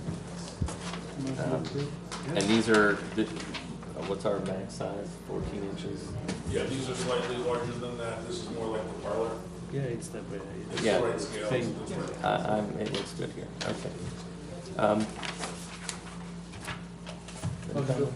Yeah, I'll second, unanimous, thank you. 74 Virginia, yes. Is there an opportunity to speak? I already had the project passed for 540 Broadway. Don't we have a chance to say anything about it? It's not an actual submission, It's pretty- it's a pre-submission. and that is actually, it's on the agenda. So in the future, you can get the agenda, and then next to it, it'll say pre-submission. If it does, it means no action is taken, so it's not an approved project. However, yeah, if you have some comment to make, we should hear it now. If you can't make it in next time, you know, generally the houses look pretty good to us, which is why we made the comments we did. But please. Down to my level. Joy Haber, 32 Seneca Street. So this is catty corner from my house. The current lot, as I'm sure you've seen, is a ranch on a property that's 3 lots, being subdivided into 3 lots that are going to look basically like 3 cruise ships. They're tall and narrow and rising up from what was property for one large house. Are there height max? Is there a height? There are, and there are a number of controls for the overall height and the volume of the house, and the drawings are on file here. You can take a look at them. They are within allowable height and volumetric allowances. So they're not asking us for an exception to the rules. So they are building on the right size lot and using the right size volume. They're very close to maximizing it, but Oh, I'm sure they will. but Every that little inch. Yeah. but it's very hard for us to address that unless there's some major design flaw. Mhm. Are they keeping in mind the character of the neighborhood, which is arts and crafts and Victorian and colonial style homes with their design? Because it doesn't look, it's very hard for us to look at a drawing like what you look at and you can visualize it and see it. I've always thought we should have 3D models to look at for, at least for the public to see what they're actually signing up for before things get approved. My own work always involves models and 3D images. However, it's not a requirement by our village that applicants do that. It's Right. sometimes costly and time consuming, and I don't think it's a burden that we can place on every applicant. We're ostensibly the safeguard against something like that. I think if you have real serious issues to take with having 3 houses on what were previously 2 lots, you should go to the next zoning board, planning board meeting. That had been already put through. No, if it were already approved, we would be looking at it as a full application. So we can't look at it as a full application until it gets planning board approval. So So she was opposed to the 3 houses? that has not been approved It's yet. not been approved. So that's where we should start now. Although Are they pursuing any variances? no, they just need a subdivision. They're planning right now. Right. So we sometimes hear an application before it's approved by the planning board, just so they can get a little head start on if we have major issues with it, which is what we're doing tonight. Right. Well, because the way the neighborhood was notified was that we just received a letter about 1 house. Then a little while later, a letter about a second house, but it was never posed. There would be 3 houses on this 1 lot. And that will change the character of our neighborhood significantly. So. Yeah, it will increase your density significantly. Yeah. Okay. But the planning board is the place to address that. Right. Thank you. Yes, please. Hi, good evening. I'm Eileen Waltz. I live at 27 Seneca Street. I'm Joy's neighbor. And I did go to the planning board meeting last Thursday where we were told by Mr. Hunter and also by the builder that these were 3 legal lots, that 3 houses are planned.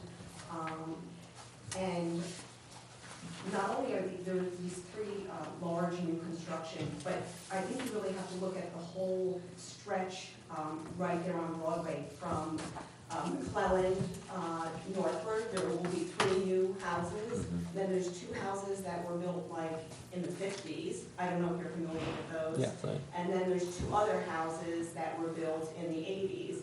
And I know maybe with these new 3 houses, we talk about there being excessive similarity, but I would say in the context of this whole stretch, there's excessive dissimilarity, not only there, but with the rest of the neighborhood, where there are as Joyce said, arts and crafts homes, modest homes. There's been some renovations, but done very tastefully and within the character of the neighborhood.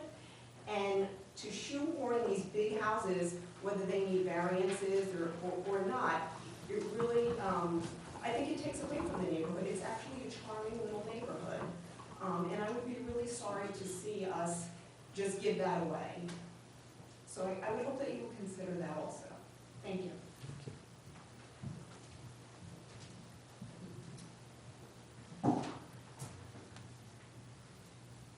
Next. 19 Forkland Lane, is this the Barclaw residence? Oh, I'm sorry, was it? Virginia. 74 Virginia, I'm sorry. 74 Virginia here? We didn't get new plans. No, did we have something from the last hearing? No, we didn't get anything new? We didn't get new plans. All right, oh, that's right, he was gonna update some, he had some drawings that didn't represent fully his application. All right, we'll, a motion to continue this to the next hearing. Yeah, our seconds, unanimous. 19 Forkland, thank you.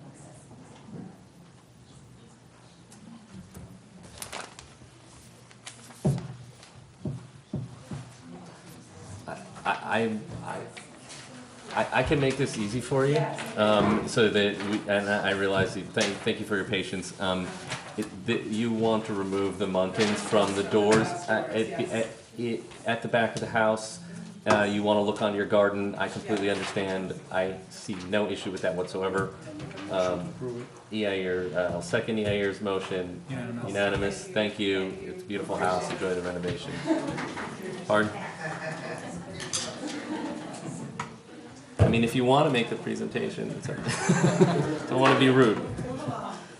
Okay, good. 51 Belden.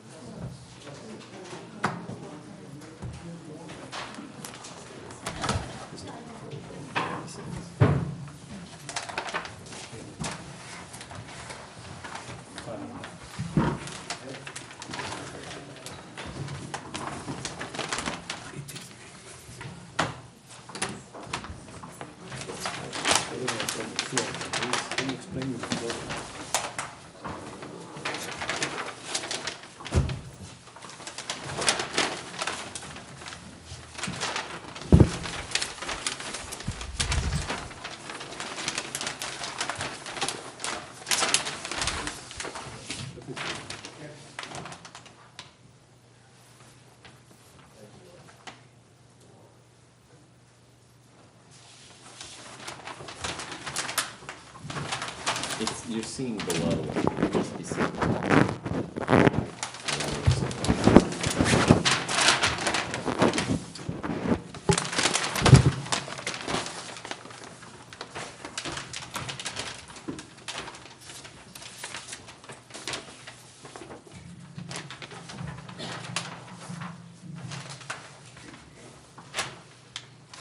All set? Yeah. My name is Neil E. Pasquale. I'm a PE license in New York. And my specialty is structural engineering. Tonight, we have Lisa and Mark Casella. They're the owners of the property.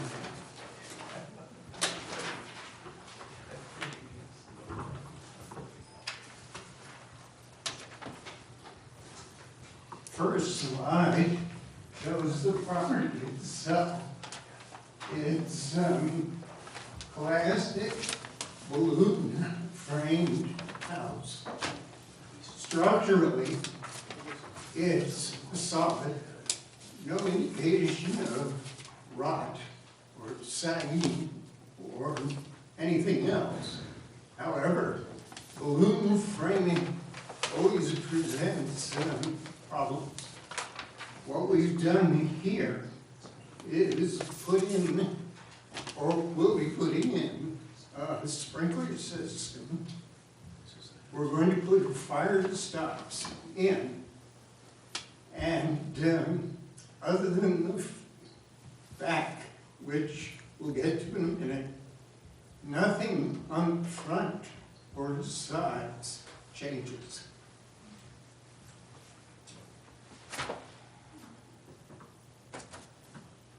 Here's the sign, in case you're wondering.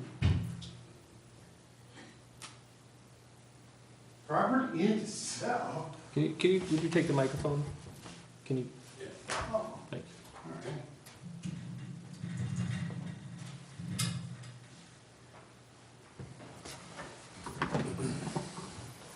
Since nothing is being changed in the front or the side, other than the removal of one window here and one window in the back.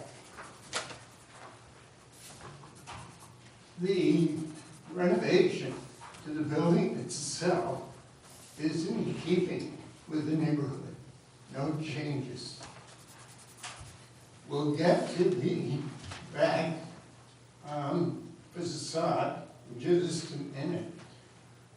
If you'll notice the current roof line, it's sort of a shed roof. I can't describe precisely what it is. Almost an afterthought.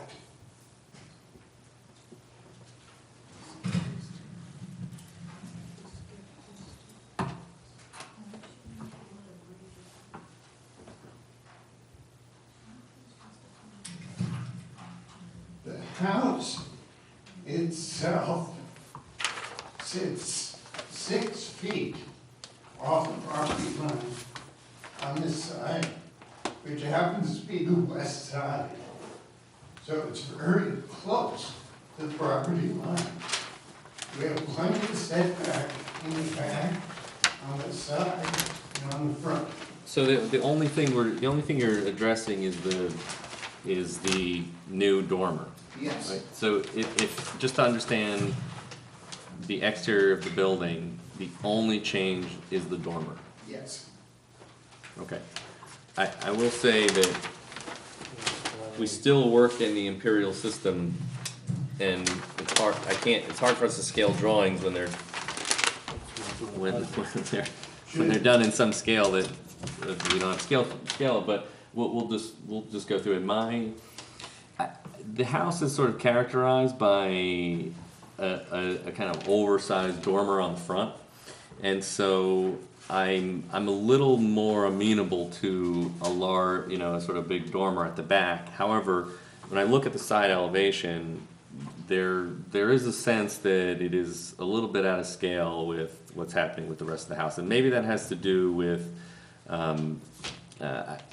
it's not that it's larger than the front dormer. It's just that because of the nature of the roof line, the difference in the roof lines from the front to the back, it's kind of placed up higher, and its size is more problematic.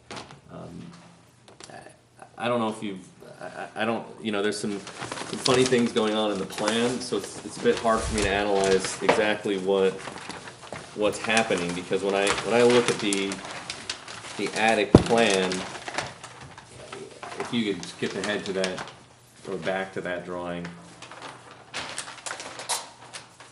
That's the drawing on the right. I'm really seeing a cut line, a double cut line. Yeah. What is going on in that Basically, volume between two walls? I think Yeah. he's referring to Can you go back? the two walls. These two walls. Yeah, what's a double wall? Two lines.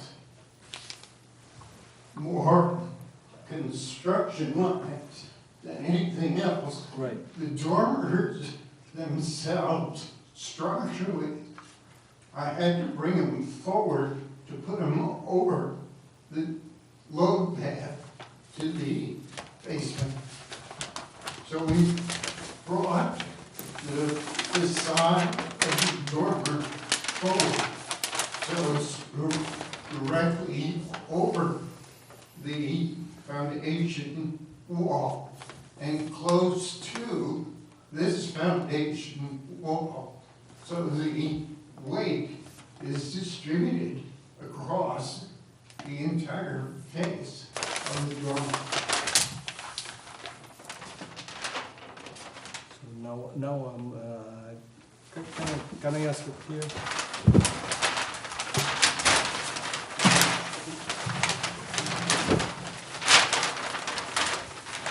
This is that.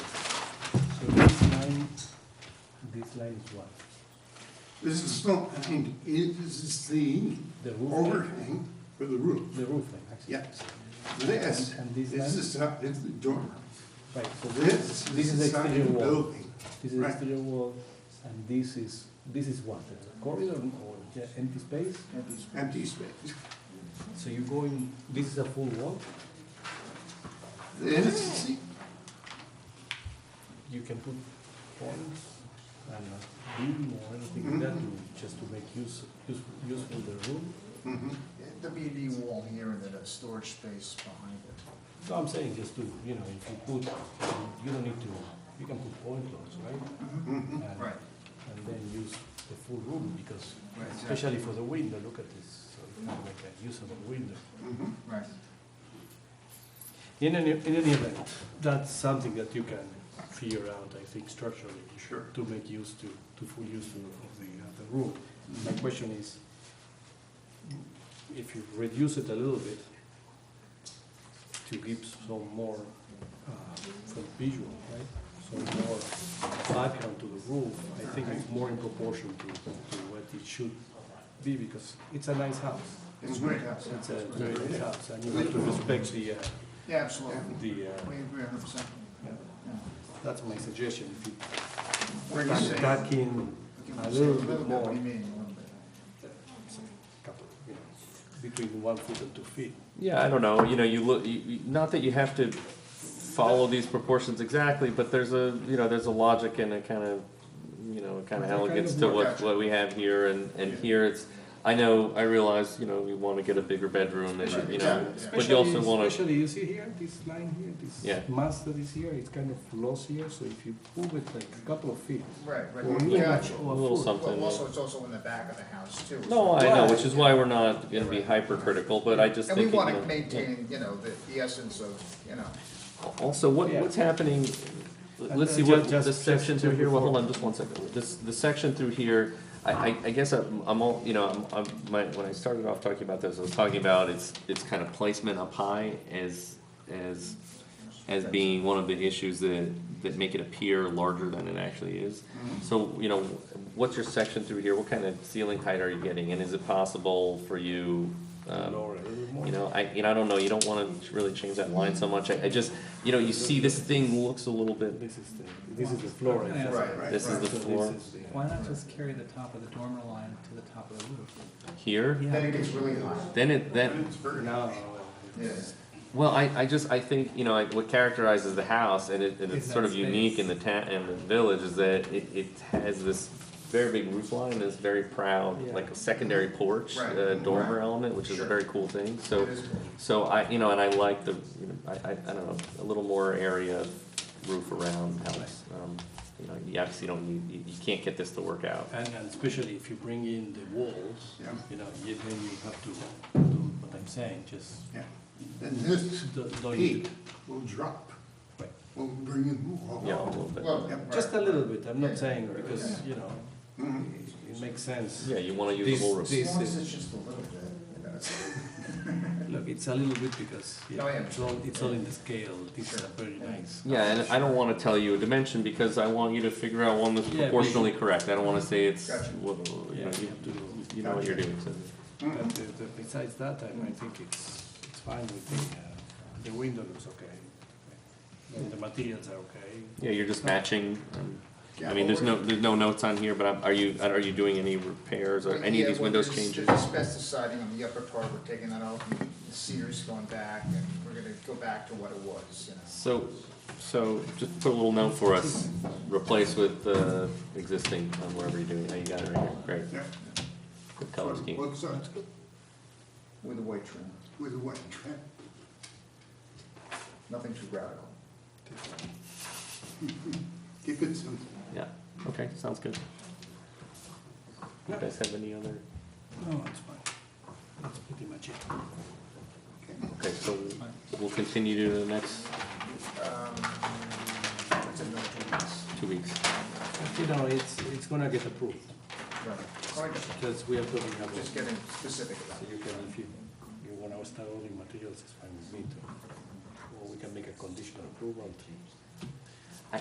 You know, just come back with the drawing. We'll approve a drawing and then you move on. Then you don't have to. Just make a line drawing, you don't have to. You don't have to re-render it or anything like, exactly. And And 11 by 17 also. Yeah, you don't even have to show up. We'll just, gotcha. No, I mean, we want to do, I mean, what they were talking about with the neighborhood, we want to maintain that. and you are doing that. And I think this will help. This will really, I think it'll help. okay. Thank you, gentlemen. Appreciate the time. Thank you.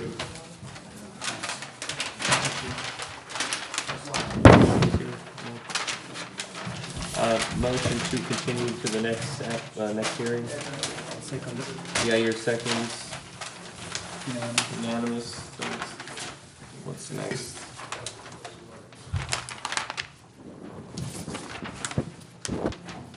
'49 Clinton.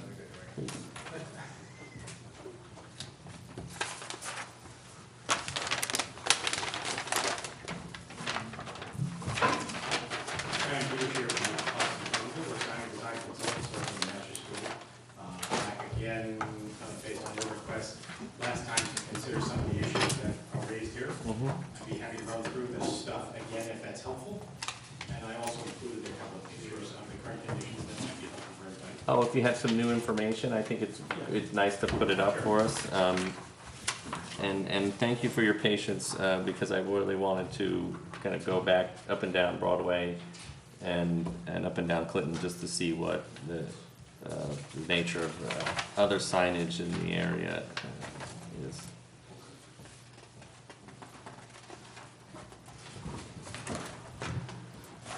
Do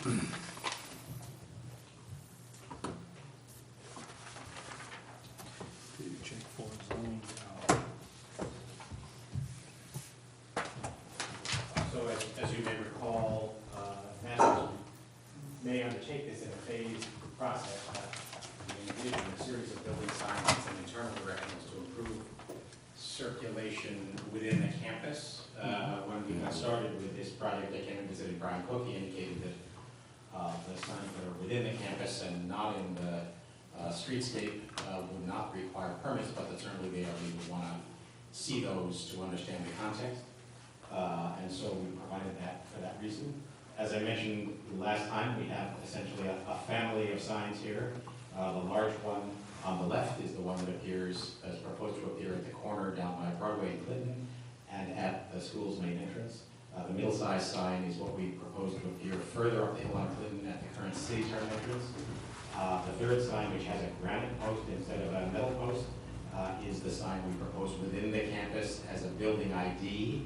And then we propose to improve over time the current sort of polyglot collection of regulatory signs by upgrading them with square aluminum tubes, a little cap, just giving them a little more fit and finish.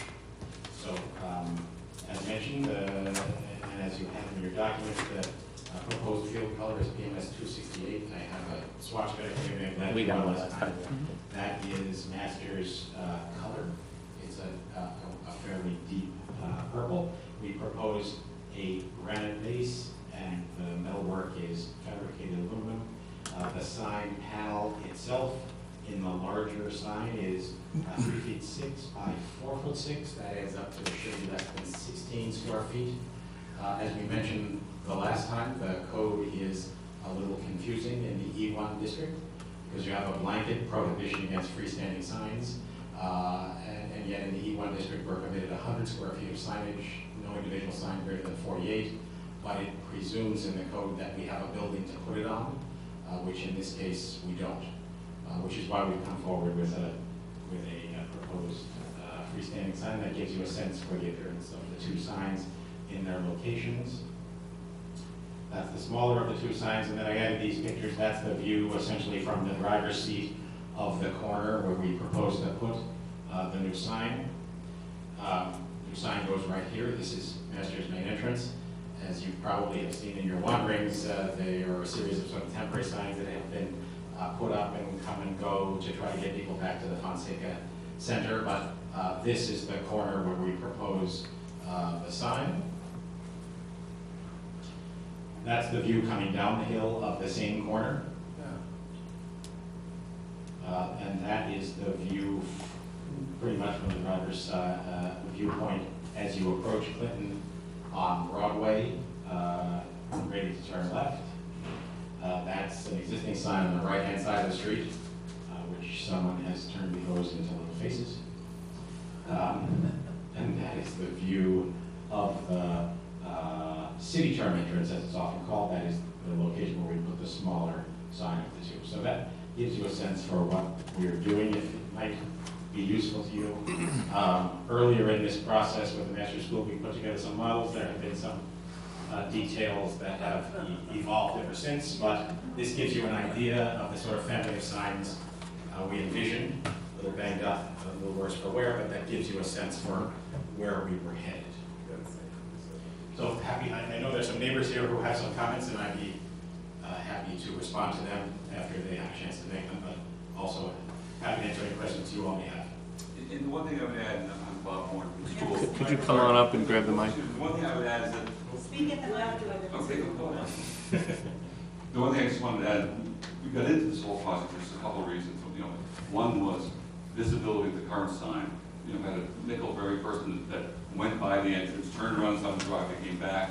The sign was only viewable barely going up the hill. There's no signage coming down the hill. So we had a lot of problems with people. You know, we have a lot of visitors, prospective families, and other schools come to visit us.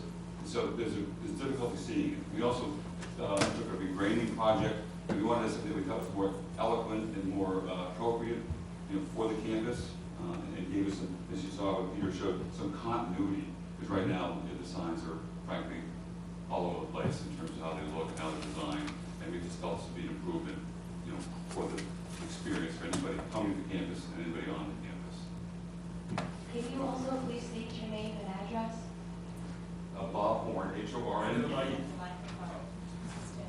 Bob Horn, H-O-R-N-E, and my address is, master's address, 49 Clinton Avenue. Thank you. That's coming from the speaker, not from the person speaking is not his. Hello? Hi, Jen. Hi. Are there any neighbors here that have any comments to make? Yes. I'd like to start with some questions. My name is Judith Spikes. I live at 5 Grace Terrace. It's in the corner of Clinton. I was not able to, I was hoping there would have been some changes, significant changes, from the presentation you gave 2 weeks ago. I really hadn't planned to speak. I have a speaking disability, and I hate to press it on you, and I hate to press it on me, but there's certainly are questions here. Now, what was presented 2 weeks ago, it was 11 feet tall, the post. How tall was the post on the Davis one? It's actually 12 feet tall. The larger, hold on a second, let me get back to that drawing.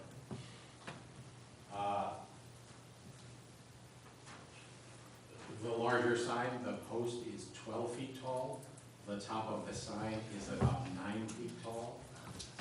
And the sign itself is 4'6". The sign is 4 by 6. No, it's 3'6" wide. 3 and a half Right, feet and wide. 4.5 feet high. And what else? I'm not sure. So it's this wide. And it has to be, I see that. It has to be at least 7 feet above the, well, no, I just want to, how high above from here to the ground is it? It's probably about 5 feet. The code refers to projecting signs that are not more than 9 square feet, being 7 feet high so that you don't hit your head on them. Right. That, I think, is presuming a projecting sign in a retail environment where people are walking under it. This sign is not in the passage of pedestrians, and so we brought it down. Okay, so you didn't have to put the pole up higher in order to have room 7 feet above the sign? It's not 7 feet below the sign.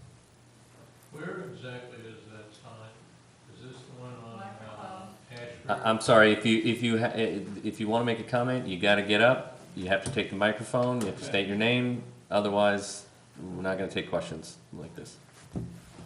I have several questions, I was going to go through that one. This is on the corner of Broadway, and this is the largest sign? Right. Of the three, it's the largest? It's the two of them are the larger format, and one is the smaller. And the middle, the other big one, where's it going? At the, Main entry. at the entrance. And the smaller one, which shows that city term, what size is that? 36 inches wide, 46 inches high. These are on file at the building department, and the time and the place for this kind of thing is really before the hearing. Because but we really, yeah, it's been at the building department, and you could, people can come and see this at the building department.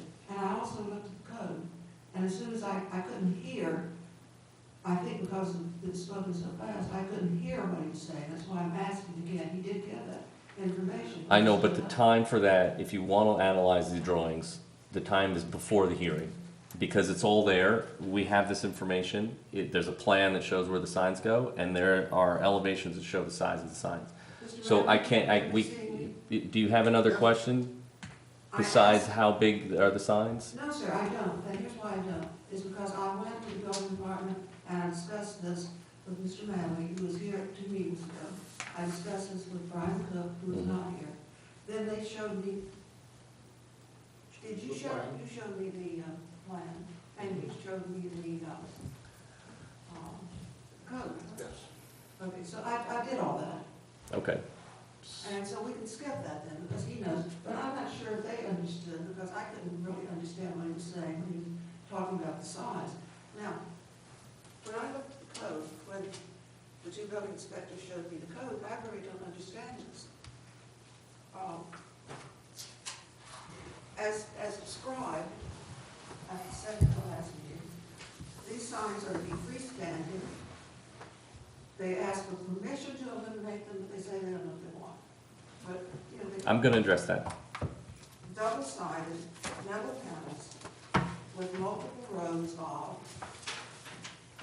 3-inch high white letters on a background of, you had a number of that color purple, I know. EMS 268. Yeah, I call it easy pass purple. I seem to hear at the last meeting that they were thinking about something 5 by 6 feet long or wide for the sign itself. But I wasn't really sure, that also went by very quickly. No, the sign hasn't changed. The sign is 3'6" by 4'6" is the large one. But what is the question, Hanging please? from upside down L-shaped metal pole, 11 feet tall. Now, when I looked at the code,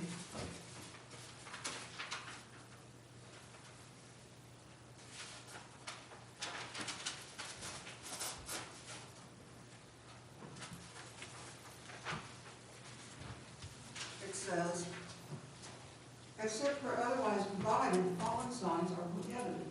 Illuminated signs that cause glare on an adjacent property. Freestanding signs, except in the DG and CP districts. This is in the EI district.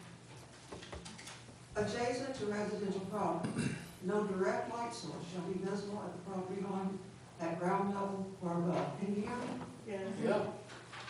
Can you understand me? Yes. Good, thank you. Exterior lights and illuminated signs shall be designed, located, and directed in such a manner as to prevent objectionable light at the property lines and disabling glare at any location on or off the property. All parking area lighting shall be full cutoff type fixtures. I do not know what that means, and I don't know what they propose there. Up lighting is prohibited. Buildings, externally lit signs, displays, and aesthetic installations must be lit from the top and illuminated down. Mrs. Spice, we have the code here. We looked at it, and that was why I wanted to postpone this another hearing, because I didn't feel that I was familiar enough with these issues to make a to voice an opinion about it. So I wanted to do two things, and this is what happened. We didn't ask the applicant to revise any drawings, because as they stood, there is an equivocal section of the code regarding this type of sign and this district. There also, in my mind, is another issue, because the master school is among a small handful of other institutions that may require something a little bit different than this type of sign, which is really for retail on Cedar Street and Main Street. And so I wanted to think about the scale of those types of signs versus the scale of other types of signs on Broadway. And so, and I'll tell you what my opinion is, and so everyone else can, and if they're neighbors here and they want to comment on that, that's fine. I think there are really two characters to the signage, and I realize there's a certain sort of simplicity in how this is conceived, in that the main sign remains the large sign, and then the secondary signs reduce in size, and the tertiary, again, a further reduction. I think, however, that there are really two signage questions. The first is the one on Broadway, where traffic is heavier, faster, and which is really the main turnoff for anyone visiting the campus. And I believe that a larger sign in that location on the corner of Broadway and Clinton is appropriate. However, as you make your way up Clinton, the nature of the neighborhood changes significantly. Traffic slows down. It's much more an overtly residential neighborhood.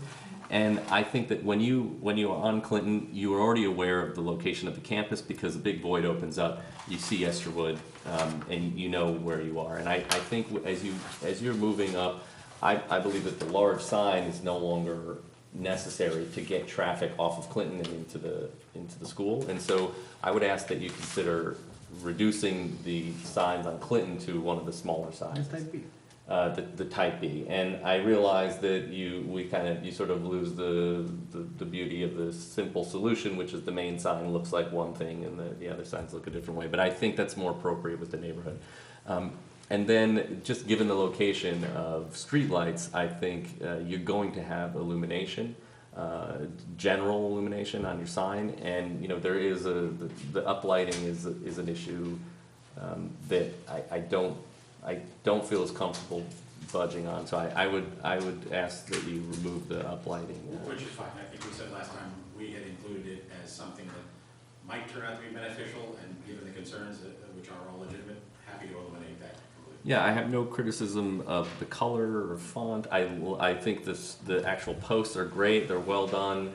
We talked about this way of reinforcing the metal sign, particularly the large ones, because they're like wind sails when you would get some, a stiff breeze. And so there could be some more, sort of ironwork that gets integrated into here, but we'll leave that to you to resolve. Am I not allowed to carry on? You are, but I wanted to make sure that you were not covering issues that would be redundant after I make a statement. Oh, if that was your statement, then not redundant. Then please ask your question. Okay, having spilled my stuff, I don't know how quickly I can get back to this, but, it does say that certain, code does say, I think I got through all of those. Freestanding signs are not allowed, limited signs are not allowed, and other, problems are not allowed. There are certain exemptions to that. I think that, it was mentioned in the first hearing on this, or the first presentation of this, that one of their exemptions allow, for example, directional signs for the convenience of the general public, identifying public parking areas, fire zones, entrances, and exits, and similar signs, internally or externally illuminated, are exempted. And I think it might be imagined that master schools relying on some interpretation of exempt item, this is in code C7, to legalize the approvals they seek to obtain.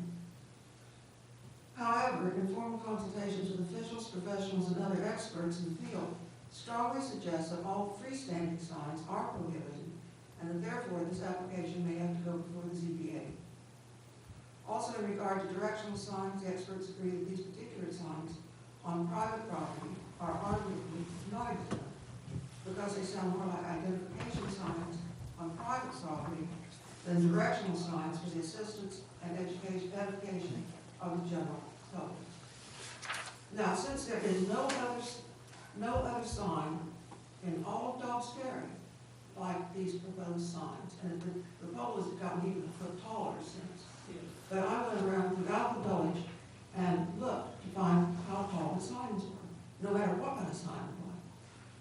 There are 4 on Broadway, Highway 9, of this type. They don't look, well, yeah, they do pretty much. There are 4 signs that are this tall, 11 feet or taller. 2 of them are in Gateway, one in front of the gas station and service station, the other in front of the other gas and service station. Then you go on down Broadway. You go on down Broadway, Dobbs Ferry Automotive and Body Shop, which is at the corner of Ogden, and that is taller than 11 feet. It's taller than. Different kind of sign. There's not another sign I emphasize in the entire village that is of what I just described. And then there is on, let's see, what have I got? I've got 3. Then in front of St. Christopher's, there is a sign that is even in shape, but not in the other one. One of these hanging signs. A great deal like this, and it might be 11 feet or possibly even 12, but it's one sign for the whole frontage of St. Christopher's, and it sits back into evergreens and landscape. It's certainly, it may even be freestanding, but it's surrounded up to this part. With foliage. What else is there? Now that's, I've got 4. Now the 5th one is on Ashford, which is a major cross-county thoroughfare. And that is at where there are 4 small commercial areas. And this is in the commercial zone that has a pizzeria and anyway, it's where all. Yeah, there's a liquor shop and there's we looked at an application, that's a very large sign. I mean, there's 2 others that are significant too. The Stop and Shop sign, which is very different in character, but also much larger in scale, and the hospital, of course. It's not. It's a different type of sign. It really is. It's a completely different character. Yeah. So it's a neighborhood. Now, the other thing, I'm not quite finished with this, but I want to ask, you showed us things that are round still? Are round the signs are going to be? These pictures you? Yeah. You didn't show me the houses though. You showed this, which is really nice. This is what's really ugly here. And right about that, I'm sorry. But there's not a single house showing. I mean, there's no intent to deny reality. My goal there was to take a picture, as you can see, sitting in the car, to identify the issue a driver has as they approach the master school entrance. And that's another problem, because it does look like a highway. And it's going to look even more like a highway when you have the highest,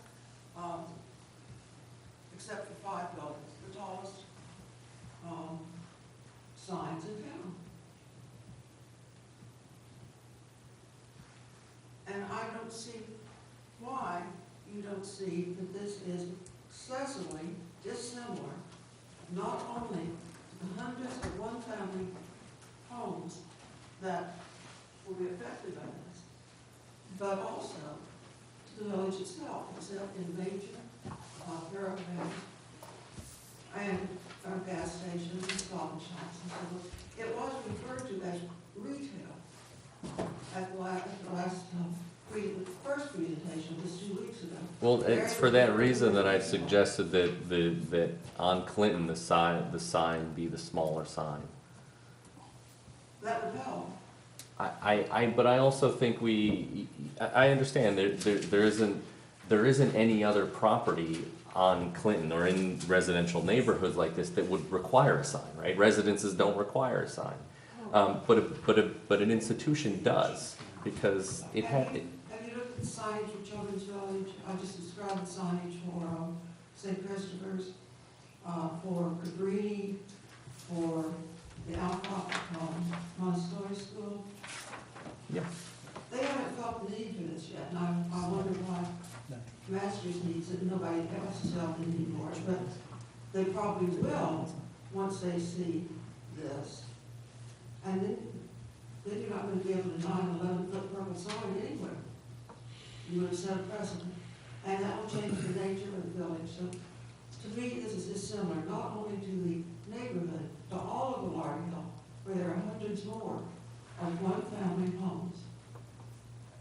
And, this is first incursion into a residential neighborhood of anything like this. What did I miss? We have 41% of the property off the tax rolls because of E1 zoning. That's an awful lot. And just imagine, when our property taxes are, when the value of our property is reduced by looking like we're sitting on Broadway or something, that's going to decrease the amount of taxes the village has to spend. Already, almost 50%, somewhere between 40 and 50 of our property taxes go to support all of these many not-for-profits. So I really see this as something that doesn't just affect me because I live directly across the street from it, and my property value is going to fall. But you're going to get lots of people who want the same thing, because why not? And you're going to get lots of people who get tax deductions because their property value has fallen. Okay, thank you, I understand your argument. I have lots more, but I'll leave it at that. We'll see if I can come back. I'm not mad at you, You're all right, you're all right. Good evening, I'm Fahim Mashabali. We live just across the school on the other side, which is not shown. It was mentioned that the reason for having signs is that people miss the turns. In this day and age of GPS, people are not going to miss the turn from Broadway going into Clinton if they're coming to look at the school for the first time. So that's one.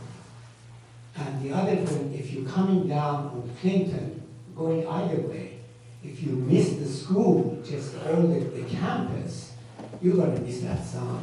You are obviously blind. So there's absolutely no necessity to having such large signs over there. And you mentioned that you need institutions need a sign for recognition. Now, I taught at Columbia and I have an administrative job at Columbia now, and you go there and there's not a huge sign saying this is Columbia University when you approach that. It's you go into the gate and the same thing is over there. So it's the necessity of having this sign I cannot understand. There's a small sign, that's fine. If they want to sort of point to the entrance, that would be fine. But in order to show the school, it's absolutely not necessary. Thank you. Just add one piece to that. I designed the sign program for Columbia, so I know it well, and I also designed the sign program for Vassar, Wellesley, Phillips Exeter, St. Paul's School, and the master plan for Harvard Yard. So trying to do the right thing for distinguished places in complicated settings is what I do for a living. And that is what we sought to do here. You're quite right that GPS plays a major role in everyone's life, and yet that role turns out to be more complicated than it looks. When you arrive at a place where there are multiple ways in and a rather confusing circulation pattern, you need recognition that you've arrived at the right place, that the porch light's on someone's home, and that we're going to lead you to that campus in a reasonable and orderly way. That's beneficial not only to the ethos of the school and the sense of welcome provided to its visitors, but it's important for job sharing and for the neighbors, so that people who are coming to the master school don't sort of hesitate turning out Clinton and say, is this the right place, and get partway up Clinton and slow down and sort of try to navigate where they are. So we try in as appropriate and site-specific a way as we can to put some signposts, and I use that term metaphorically, in the ground that both reinforce to people that they're on the right track and give them enough information to make their way through the campus. Believe me, I spent a lot of my life convincing people not to put up signs. I don't make any money on signs, somebody else builds them. What we are seeking in general to do, and what we've sought to do here, is to provide an environment, a physical series of signs that responds to the physical place, responds to the zen of Masters, which has a 100+ year history of being a great distinguished traditional place, but with a really modern sensibility that dates back to the 19th century, and I hope we have achieved that. Could I just say something? Please. My name is Ruth Castell. I live at 136 Clinton Avenue, which is just near the city term exit or entrance. And I agree with all the other speakers about the GPS and everything. Most people do not arrive at night when they can't at the city limits. The only people who use it at night are people walking their dogs, the deer, and people who know that where they're going. So I'm happy that you turned down the lighting. We have right now a sign which is, I think, about the same height as the one you're proposing, right? On the city term. The city term entrance would get the middle-sized sign, and now the chair has proposed is that middle-sized sign also at the main entrance. No, I thought there were 3 signs. There's one, what the proposal is to have 2 signs of the larger type, one on the corner of Broadway and Clinton, and Yes. one at the main entrance. So Yeah. because I'm a little concerned that, well, I agree, in part you don't need the largest sign because traffic is slowed down once you're on Clinton and people are more aware of where they're going at that point. And so I think that's why a smaller sign should be used on Clinton. So the middle, I was proposing that the middle sign be the sign that occurs on the Clinton. That's in the middle of Clinton. And what about the city turnoff, which is just below Judson, right? That was proposed to be the middle-sized sign. Well, I think we just At need, this location, right? I know where it is, yeah. I'm just proposing that we have a sign that's about the same size as what we have now. And what is that? I'm not familiar with the one that's there. About 30, There it about is. 30 wide. I see it right behind you, yeah. Right, and it's quite innocuous now because it's brown. Now we're going to have something that's bright purple with white letters. At night, it's fully illuminated, that area, because we have a very bright LED sign that floodlights the whole area. And very few people are going to come there at night. So I suggest an even smaller sign, which would be about the same size as what we have. That is truly a residential area. There is a dentist in the middle of Clinton, opposite the master's school. I suppose he could put a big sign out too. But further up where I am, it's purely residential. And actually my house was built before master's school, and so was Mr. Noshavani's, that was built in 1850s or 60s. So I would just request that you consider this as a truly residential area and maybe have a smaller sign. I'd like to invite you all to tea, because you don't know the place. We wouldn't have these questions if you did. What is allowed there for signage is 4 square feet in that area. Speak to the mic. I gave up on all the ways that this violates the, and you, sir, you might want to go see Mr. Manley in the building department and find out what our code is. I well know the code. I started this process with a face-to-face meeting with Brian Cook and have followed to a T the direction he gave. Not for that, not, Mr. Manley, you have it in your head? It's 9 square. It's 9 square feet, I was told it was 4. Where are you getting that? I've got it right here, I can show it to you. If you consider this an exemption from freestanding not being allowed, consider it an exemption for directional on a campus, then we would have to still follow the dimensional requirements of the code. In E1? So then a freestanding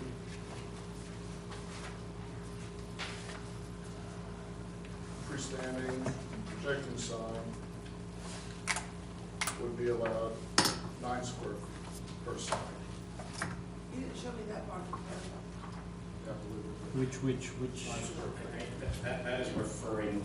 That is referring to a projecting sign in a commercial district, projecting off a commercial facade.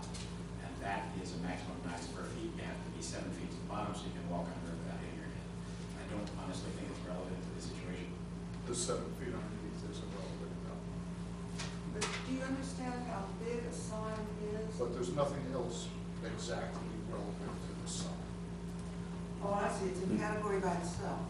Pretty much. Yes, that's right, and that's part of our It's not a conversation. directory sign. Yeah. I mean, It's not a wall sign.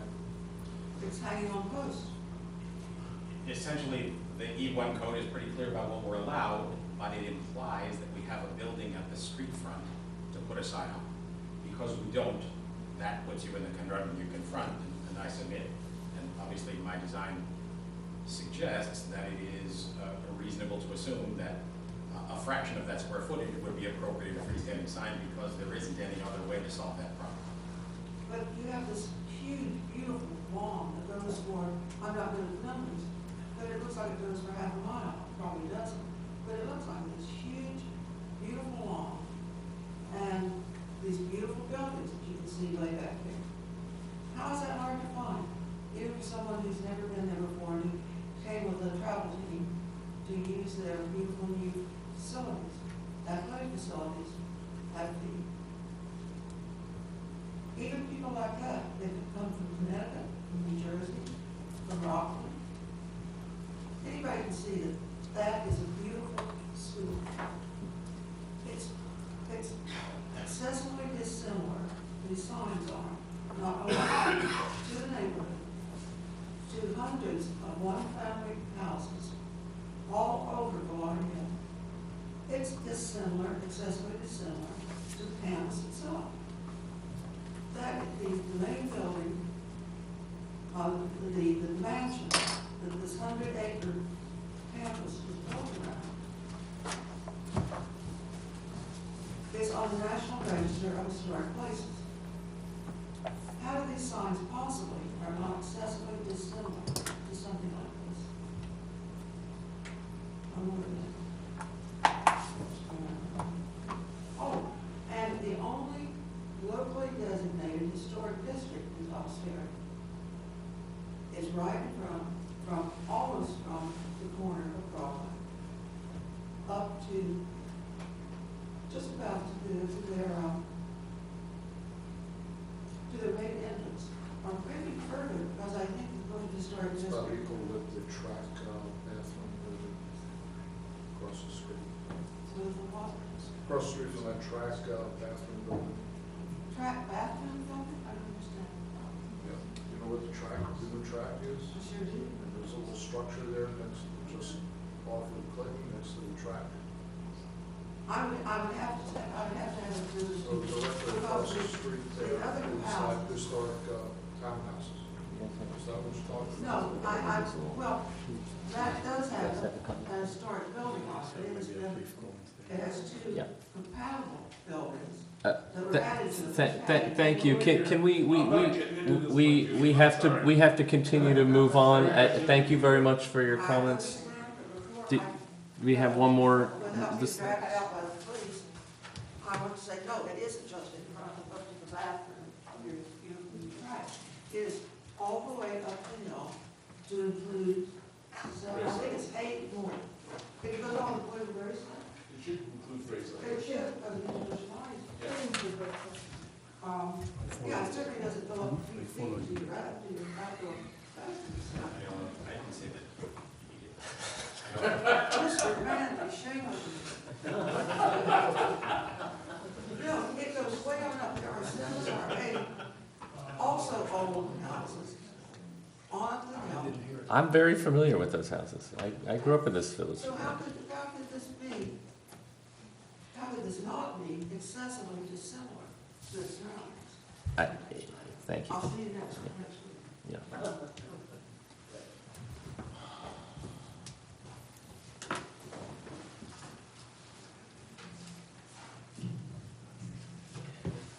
Good evening, Chairman and board members. Lee Constantine. I just have a question.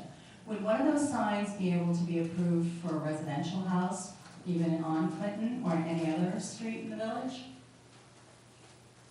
That type of sign? Is this a rhetorical question? Well, no, I'm not asking that. Of course not. But why? Because you make, I started off, and I think this is an important distinction, so that it's clear that that there are very few instances where such a thing like this would be permissible. And this is one of the small handful of properties in the village where, because of the particularities of the signage constraints and the zoning code, they can't put a large sign in their building. And they feel strongly that they need some more defined wayfinding for visitors. And I don't disagree with that. Obviously some other people do. And so I'm willing to make some exception to, to interpreting some equivocal sections of the code so that a proper sign can be put in place. And I think that a reasonable way to approach this is to discuss with the applicant if some smaller signs are acceptable on Clinton, because there are clear concerns for the scale of those signs. I think you can very well keep, I mean, I don't know, can you look at the square footage of this or the area of this or its height and consider something a little bit smaller, a little bit more modest, but still in keeping with the general aesthetic and the kind of general necessity to have, a theme that ties back into the school's branding. And so, do you have a thought on that? Are you willing to look at something, sort of in this range, all on Clinton, so that we can address some of the neighbors' legitimate concerns, but also get you what you're looking to do? Yes. Okay, well, obviously, like many other schools and colleges. Could you do me a favor? Can you take this? So we need this on record. But on what basis would it be denied for a residential home if there's a destination issue? I have more trouble sometimes going to a party at a private home than I do in an institution. I was attacked the other day. Look, come on. I realize everyone's trying to have a little fun tonight, but we really have a serious issue to address, which is to get a sign that is acceptable to the school and acceptable to the neighbors. And so let's not. I mean, I'm not really against it, but I'm just trying to figure out why you No, say some but home on but let's be real.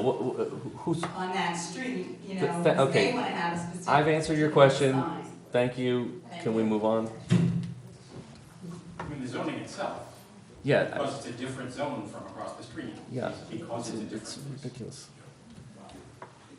We will look at some other options that are more modest in terms of the sign at Clinton. Again, we still would like it to be something that's significant enough so it's consistent with the institution of the size of the school and provides us with visibility that we think would be helpful for people coming to it. And it's consistent with the branding that you see laid out in the examples here. Okay, I think that is a. And the logical scheme there would be, I think, to work out how the B-size sign would work at that location, whether the message produces an acceptable letterhead and all of that. Is that consistent with your thought? Yeah, I'm with mine. Let's hear what the other board members think. Just a question, the granite base that you call it the gray. I'm sorry, Sorry, the granite base that you call it the gray base, the New Hampshire. Yes. Maybe granite, yeah. Maybe you want to do it more in tune with a more brownish gray or darker or even a black, just to make it disappear as a post.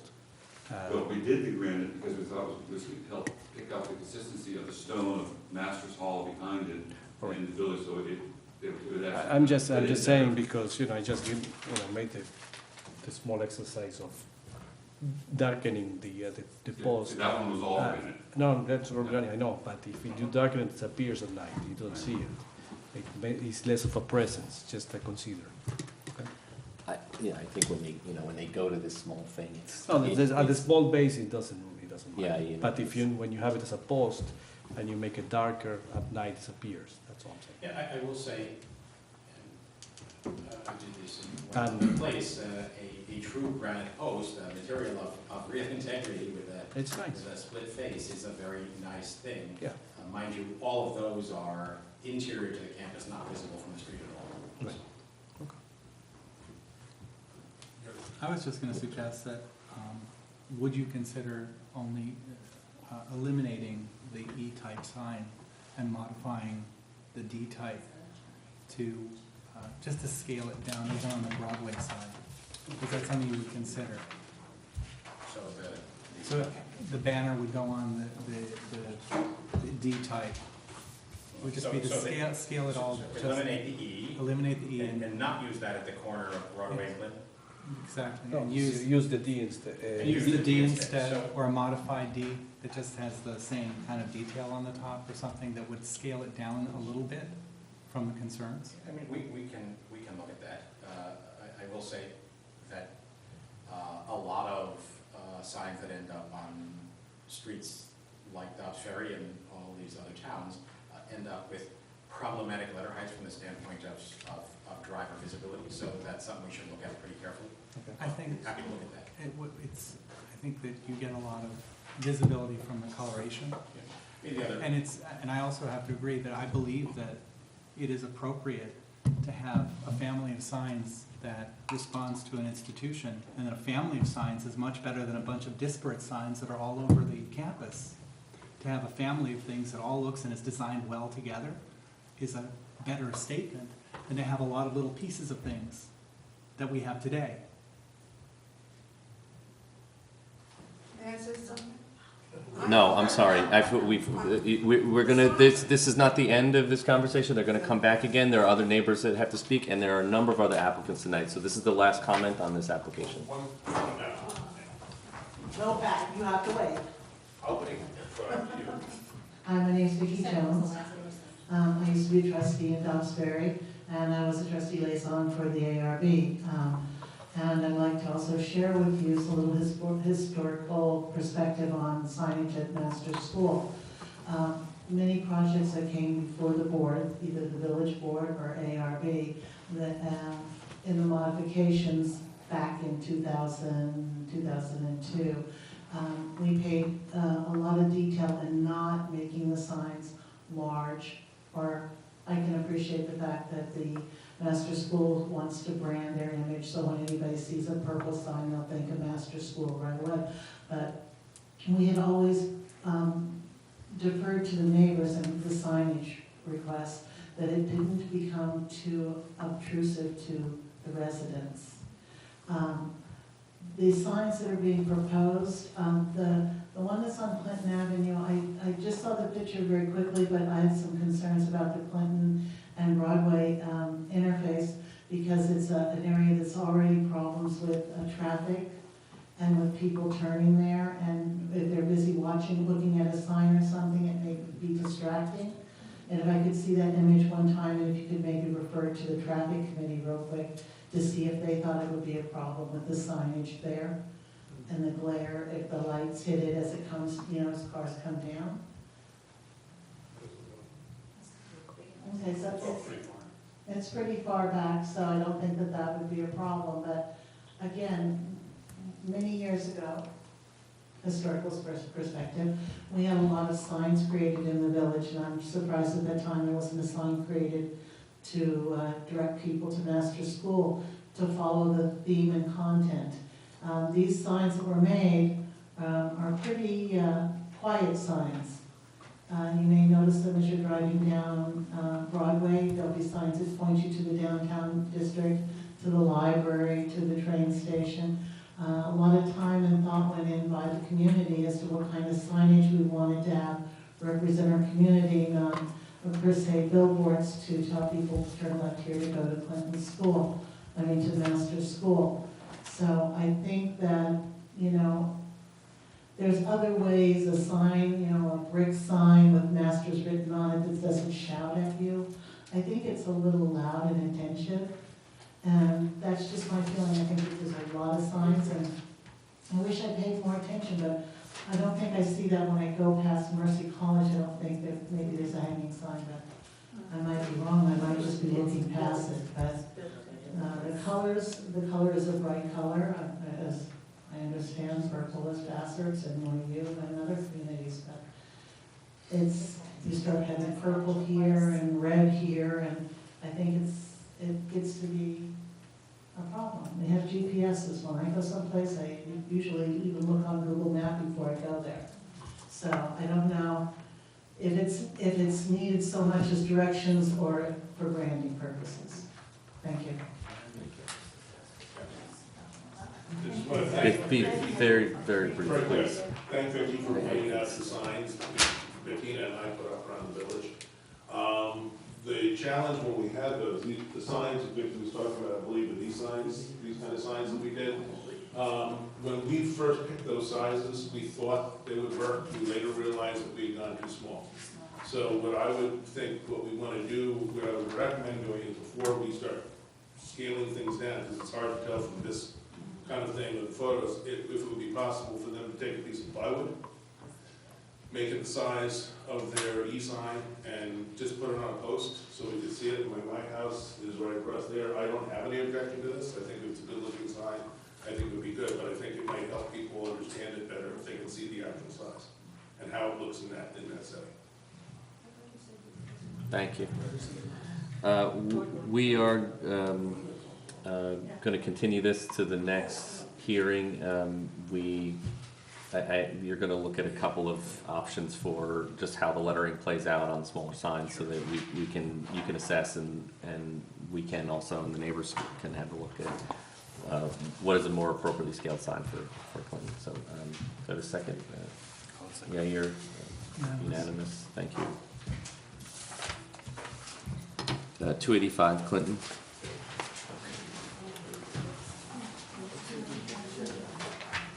Thank you. No one here from 285 Clinton? Oh, you're here.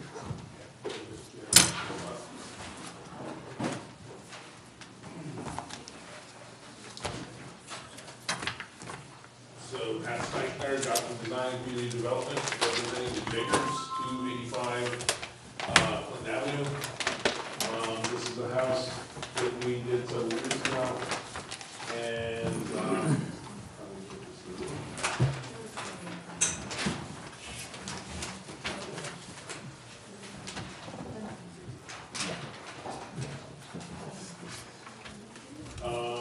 the deck that we're proposing is behind the existing house. There's an existing deck there. When the house was first approved, we had a deck that came out further. The deck was a bit smaller than approved, and they would like to get something that feels better on the back of the house. So they so we proposed. Is it you, or is it? I know it must be me. Expanding the deck out, fairly simple rectangular deck, 3 sets of stairs. Yeah, this looks great. We looked at the materials are great. It's at the back of the house. You can't even see the house from the street. It looks good. I don't think we have to go through that. So make a motion to approve it as submitted. Second. We have our fighting over a second. We're unanimous. Thank you. Thanks, Patty. 17 Cedar Street.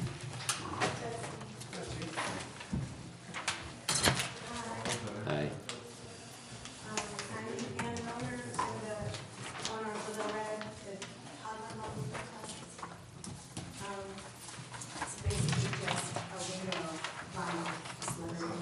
Yep. Looks good. Good luck with your business. Can I make a couple of suggestions? Yes. We can approve it, it's fine, but I like to help you in this. Yes. This lettering is very small. Yeah, that was gonna be, An inch and a half is this. yeah, I have it already. It was going to be on the door. Oh. It's a You don't- glass door, so it would say pull and it would say that. Oh, okay, so this goes on the door then? Yeah, so on the window is the little red, Okay. the little schoolhouse, and the website. Ah, okay. So these two little things, on the other page, yes, Because exactly if like you that. put the middle word here, and changes the location, you just send it and put here. Oh, yes, no, there was another page. This isn't the actual design of the sign. All right, so what's This is the just the font and the Oh. sizing, that's all. So what is the design? I was trying to understand. I was trying to put it Could on you the take the window, so- microphone could you bring it over? Now I lost you. Yeah, the sign is sitting somewhere Oh, here. this one Yes. here, this one here? Yes, Oh, so this then would be, I got it. this would be the lettering and the little schoolhouse would be on the window So how with does? the website underneath. And then on the door, it would just have the little, So the door is the house on the top and and is then the this- little is place this, school right? classes. Yes, all right, that looks better. I promise it will. Are you aligning it with anything? I mean, that's what I'm trying to understand. It's like, where does that, does the little red, the top of the little red just get written across It here should with be- somehow aligned with this? A third It down. will be aligned probably more lower. It's a third down. Because Fine. there's things hanging in the Yeah, window, okay. and so it sort of has this arc, and then it'll be more, in line So with, based on what the size says, it's about that. yes. And what, can you make the house red? Um, I'm joking. there's no red anywhere. It's the little door. I know, because the lids. All right, Motion to approve as submitted. I'll second it. Mayor seconds, unanimous, thanks. Thank you. Fine. Yeah, we should have sorry, we should have got you out of here first. Thanks for being so patient. 88 Ashford?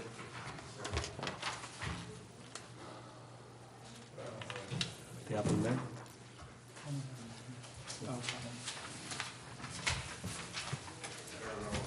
He submitted, but did he give you the one with the final lettering on the door? No, this is a new one. Does that need a? This one is this is the change. I think I got that. So this is to repair, So you're removing the awning. Yes, we want to remove the awning, we Okay. want to install a wood sign, carved sign, and gooseneck lighting over on top. so it's a carved sign. It's a carved sign, these are the three colors here. I Oh, you got the got color. this one. It's gonna be an ivory background, black with a black border for apple, and then the other is gonna be a bright red.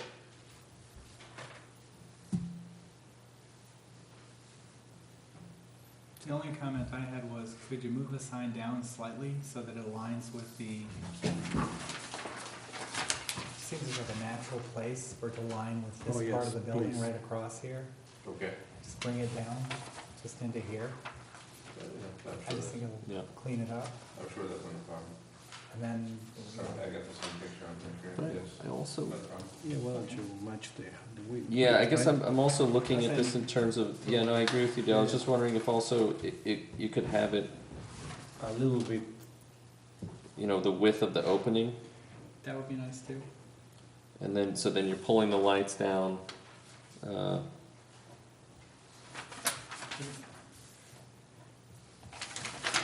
And so what I'm saying is that if you look at the overall elevation, you're just coming down a little bit and taking a few inches out of each side so that, here Yeah, they're trying to Lines with the span it window. out. you're aligning here. better in place. But They were just trying to get a larger letter height, which was within the town code.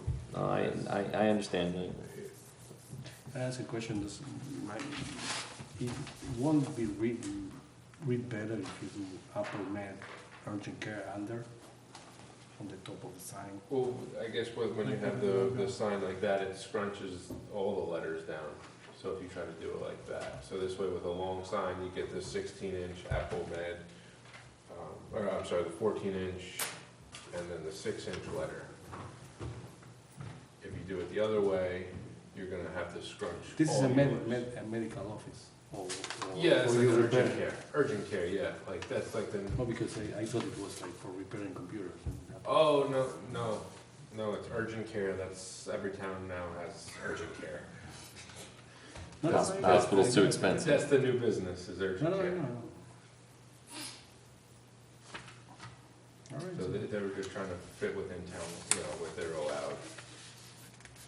So, because if you put it in 2 lines, you can do any, the size of the letter you can keep and will read better. Just make it in 2 lines, It'll be kind of squat over the door then. If that's the same size, it'll be a little tiny piece.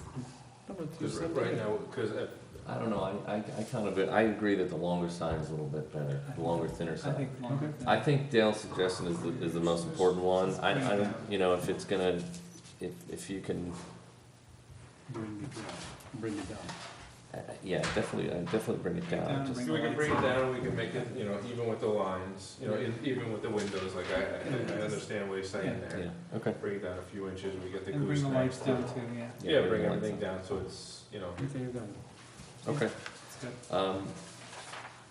I make a motion to approve this with the stipulation, the sign come down several inches so that it align with the adjacent infill concrete panels on either side of the main entrance. And bring down the goosenecks also. And, also the goosenecks are to follow suit. Yep, exactly. Follow this line.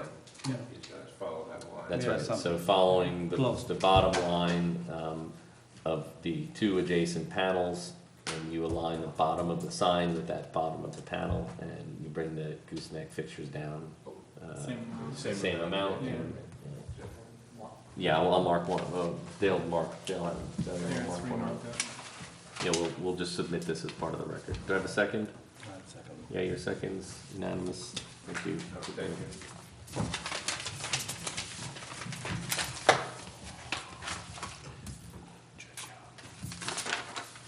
21 Gould, last one standing. Chairman, members of the board, good evening. My name is Luigi Landi, and I'm the architect for 21 Gould Avenue. We're proposing a 1-story rear porch, unenclosed roof, and an the porch that we're proposing actually has some images of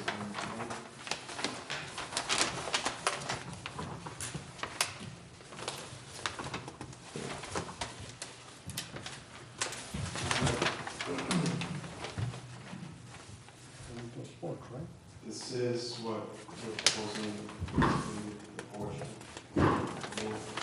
on-grade patio, standard materials, the materials that blend in with the character of the house, character of the neighborhood. And, here's a view from the top.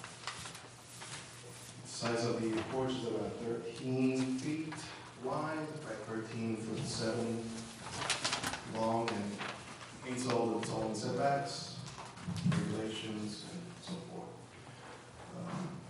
You can see in the packet. Okay, no, that looks good. I can't, the renderings are immensely helpful. If only we could get people to do that for more complicated projects. But I think the course looks good. I'm guessing this is I had just one question. There's one material not identified. The brick. These piers are brick with a bluestone cap, or what? If you go to the previous image, actually. Yeah. Oh, so it's a sort of a block. I couldn't tell what kind of material you had. Right. I will show you using piers for the pavers for the piers. So it's the same material on the ground and the framework. And the lighting complies with Lightings, I have photometrics on the side plan, as well as on the sheet in the back, I actually have all of the Okay. photometrics and Yeah. obscured glass for the lights. So we don't see the bulb. Okay, I'll make a note of that. Just look at the code, what is 314? Is there a note here that says that there's compliance?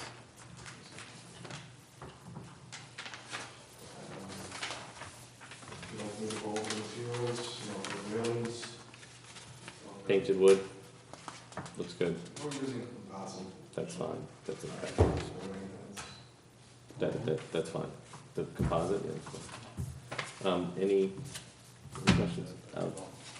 Make a motion to approve this as submitted with the stipulation that the lighting comply to the section of the code, I believe it's 300-14.